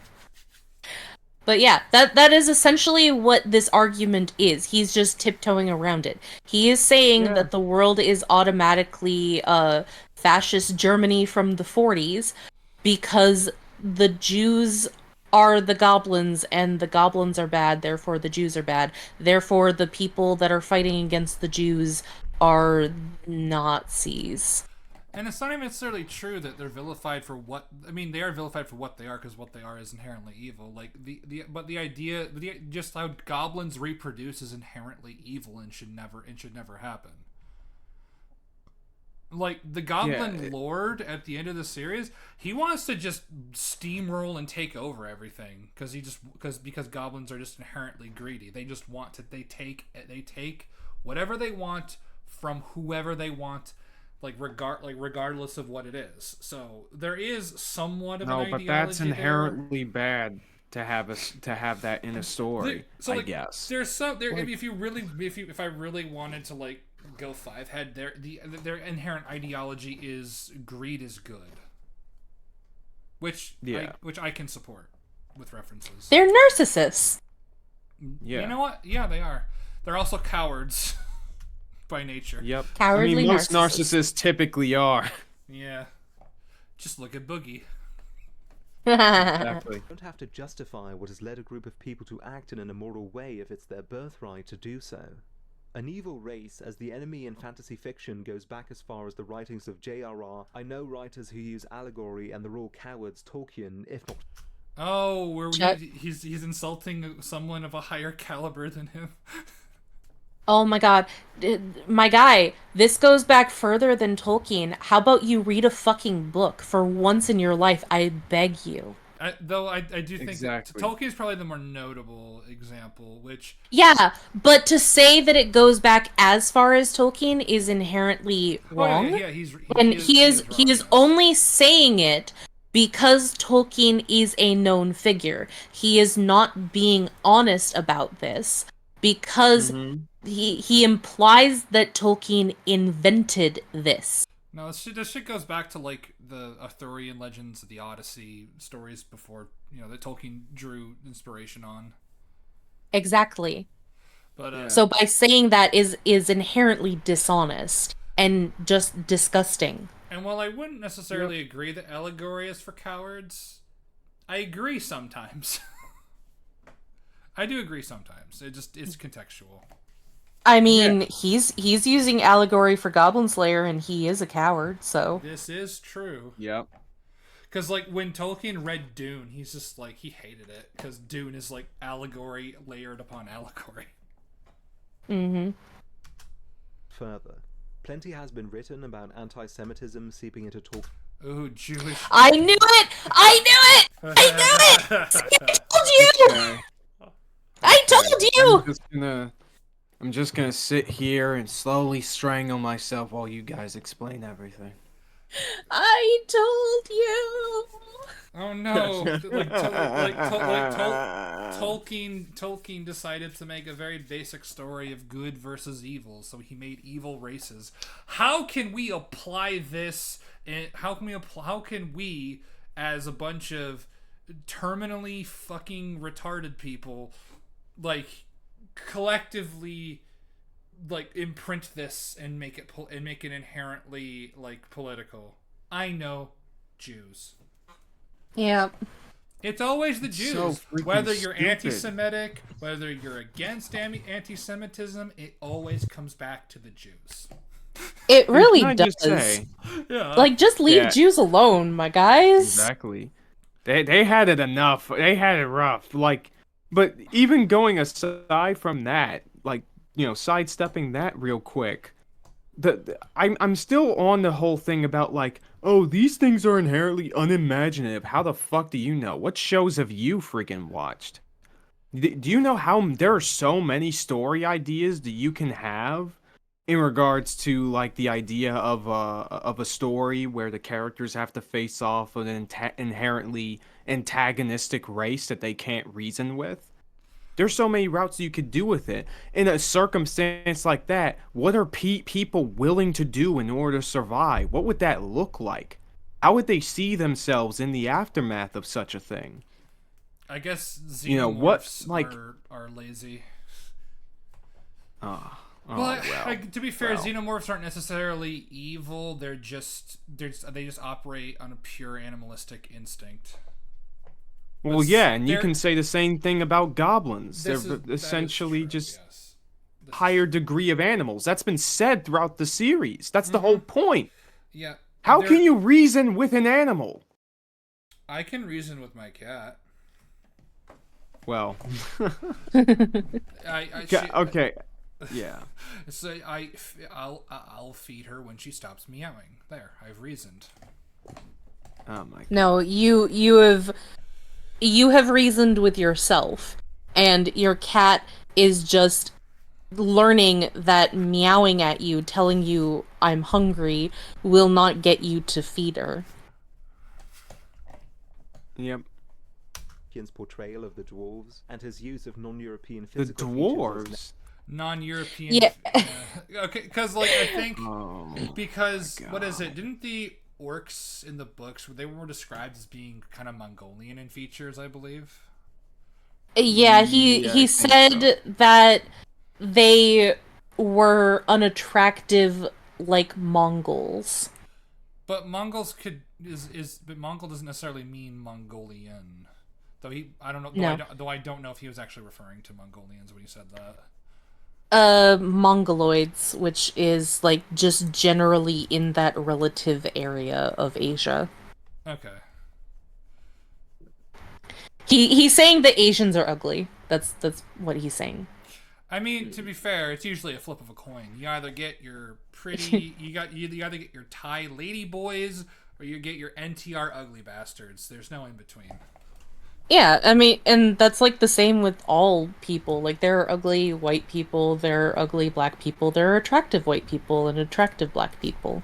Like, it's a flip of a coin. Yes. negative indicators, some of it aiming to defend and some not.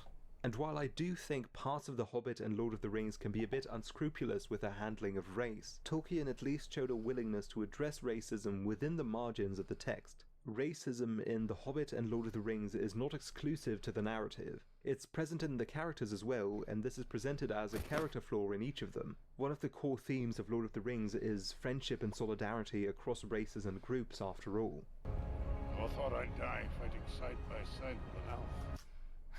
This great scene is being sullied in this video. How dare you? Yeah, but also, like, Legolas and Gimli were already friends in the book well before this scene took place. This is exclusive to the movies, and the racism was upped a lot in the movies in comparison to the books. Okay. I've never read the books, so I haven't finished reading the books. I am like halfway through the third book. Before I decided to take a break because I was kind of Lord of the Rings'd out by that point. But I remember being surprised that Legolas and Gimli were very amicable towards each other during the separation of them from the hobbits, and they were searching for Merry and Pippin. They were very friendly towards each other. They already considered themselves as friends by that point. You can never be Lord of the Rings. Interesting. You should watch the extended Lord of the Rings movies at least once a year. That's mandatory. About that. It's mandatory. It's mandatory. I haven't exactly seen any of the movies yet. Get out. Get out. God damn it. Okay, Jay.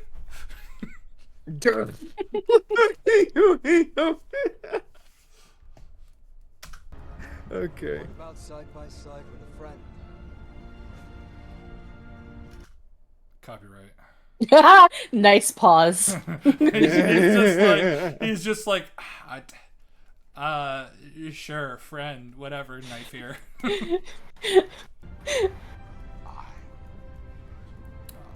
I can do that. The same is not always true of other works in the genre, all of whom draw inspiration either directly from Tolkien or from earlier derivatives, and it's definitely not true of Goblin Slayer. There's no context for that. Excuse me.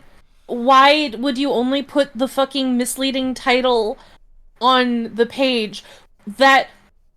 Cause there's been a lot of books that have been pulled due to racism, but that's for like a myriad of different reasons that might not do with the contents of the book. There have been some books that have been pulled because the author has done some racist fuck shit to other actual authors because they were insecure about the publication of their books, and so they wanted to try and decrease the competition by specifically going after dark-skinned people.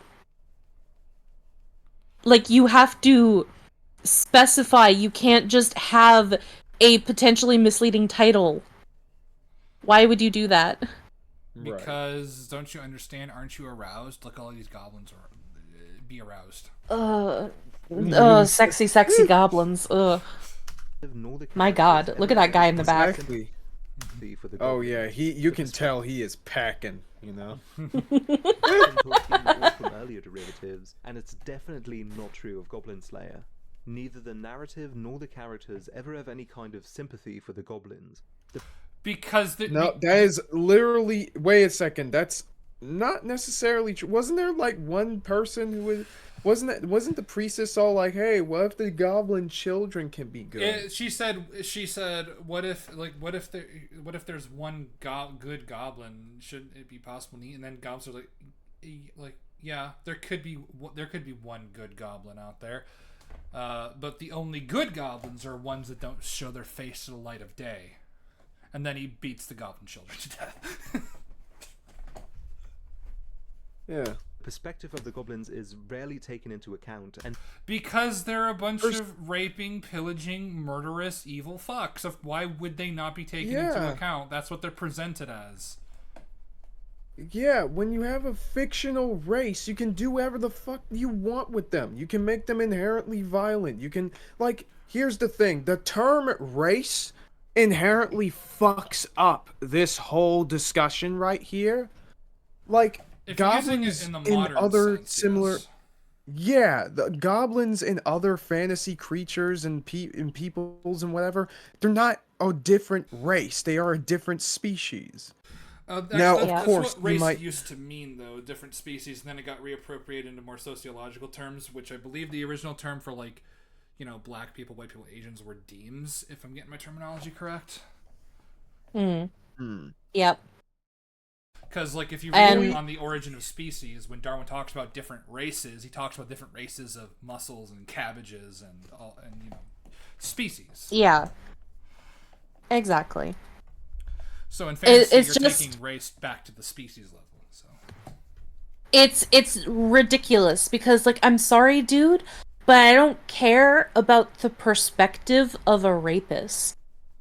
Like from a morbidly curious sense, perhaps, but I don't need the perspective of the goblins. I don't need the perspective of these inherently shitty quote unquote people.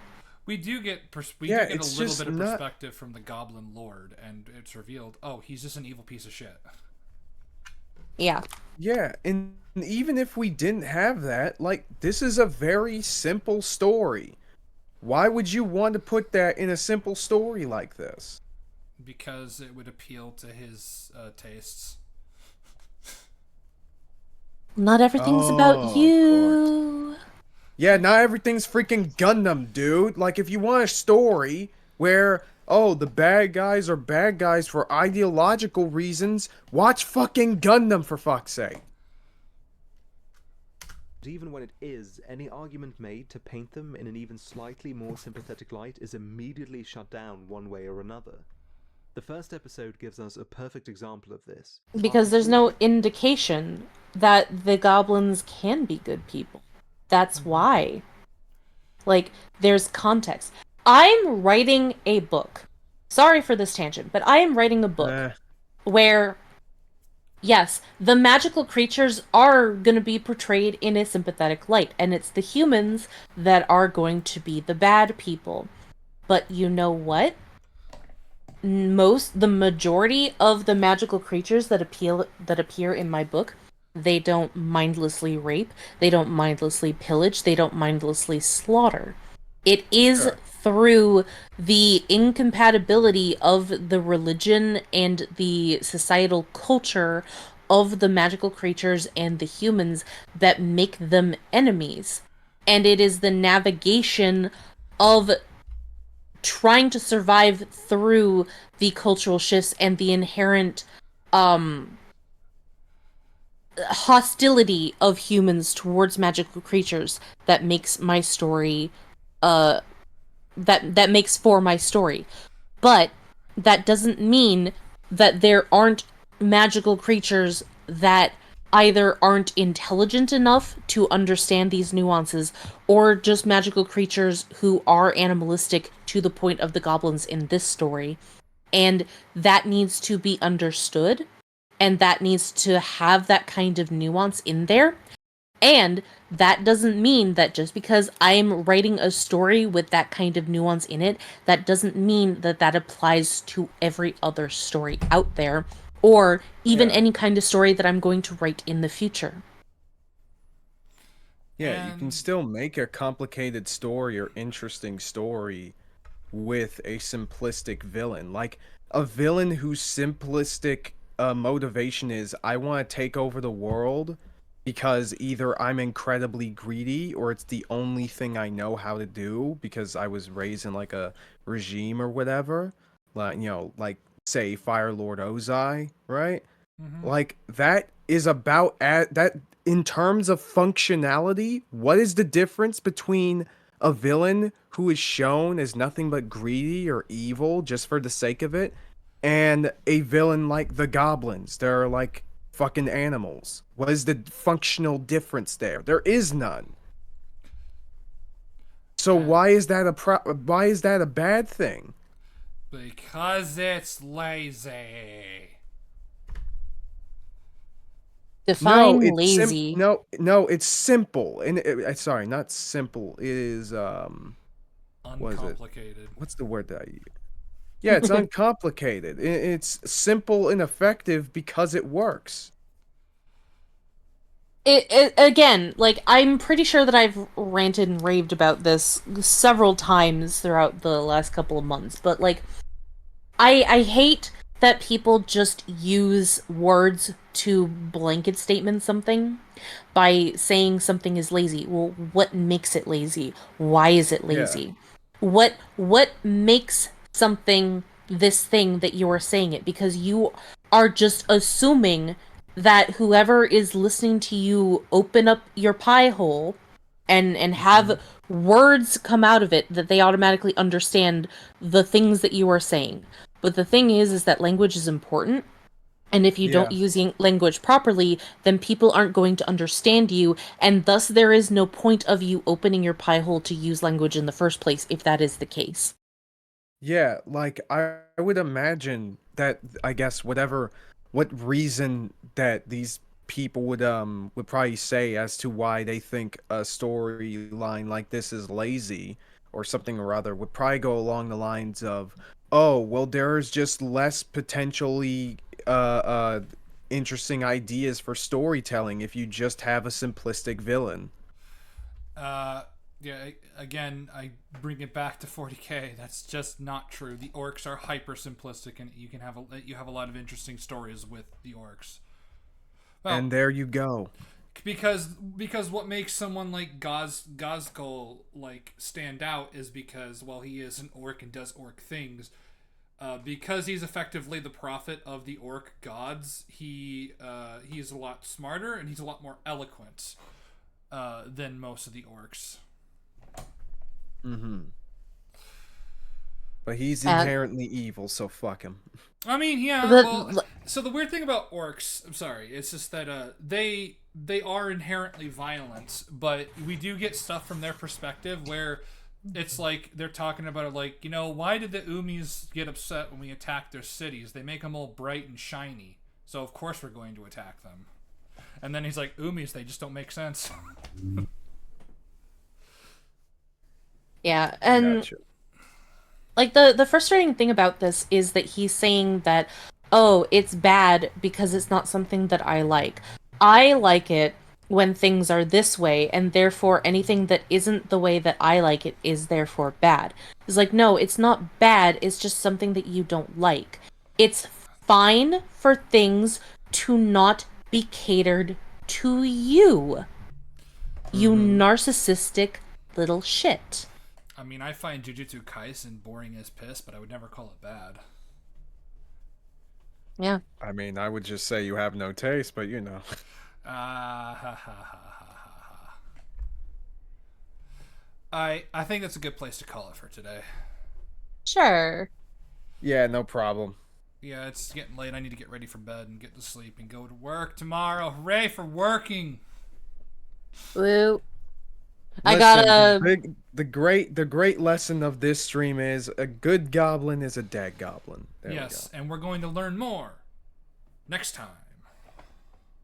On Dragon Ball Z. we go. Any final words? Well, you got the dragon part right. Yes. Any final words? Go watch my Digimon video. It's really good. It's 2 hours and 40 something minutes long. It's really in depth. I don't even get into the anime. That's how in depth it is. Only 2 hours and 40 minutes. That's weak. Weak. I know. Yeah, I make could it have longer. gone longer and went into detail about every single other series that wasn't Pokemon or Metabots or whatever, but I was like, no, I'm gonna just go on to Digimon. It should have been at least 4 hours. Come on. Well, who knows, the when I actually start talking about the first season of the anime, it might be 4 to 6 hours. Who knows? I don't know yet. There you go. I only have 15 pages of my script done, and I'm only on the first episode. I've only started to talk about the first episode of the first season of the show. So, we'll see. All right, Kaiser, you got any last words?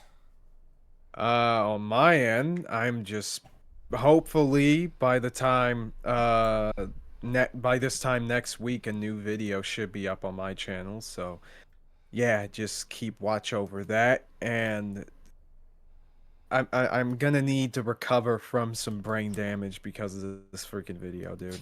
Well, we're This not is unreal. We're not done yet. The worst is yet to come. We'll schedule time where we can suffer together as friends. 'Cause that's boy. what friends do. Okay, I'll bring that paint thinner that I should have this time. And make sure to inject it right into your veins. Oh, of course, that just goes without saying. You know, they start putting these in sticky pads. You know, that just it allows your skin to absorb them. Oh, like nicotine pads. Yeah. Need to break that blood-brain barrier to get that Exactly. good shit. By the Right. time that the audience is seeing this, I'll probably have another video either up before it or after it. It's just me playing my friend's really bad Yu-Gi-Oh deck. As for other projects, I'm still working on the Godzilla X Kong thing. There was a period of time where I was not properly medicated, so my brain was all fucky-wucky, but now I am, and I'm ready to go. Woo. Good shit. I'm ready to put those keys in the melter and throw them at people. Nice. All right, I shall see you all next time. Goodbye. See you around.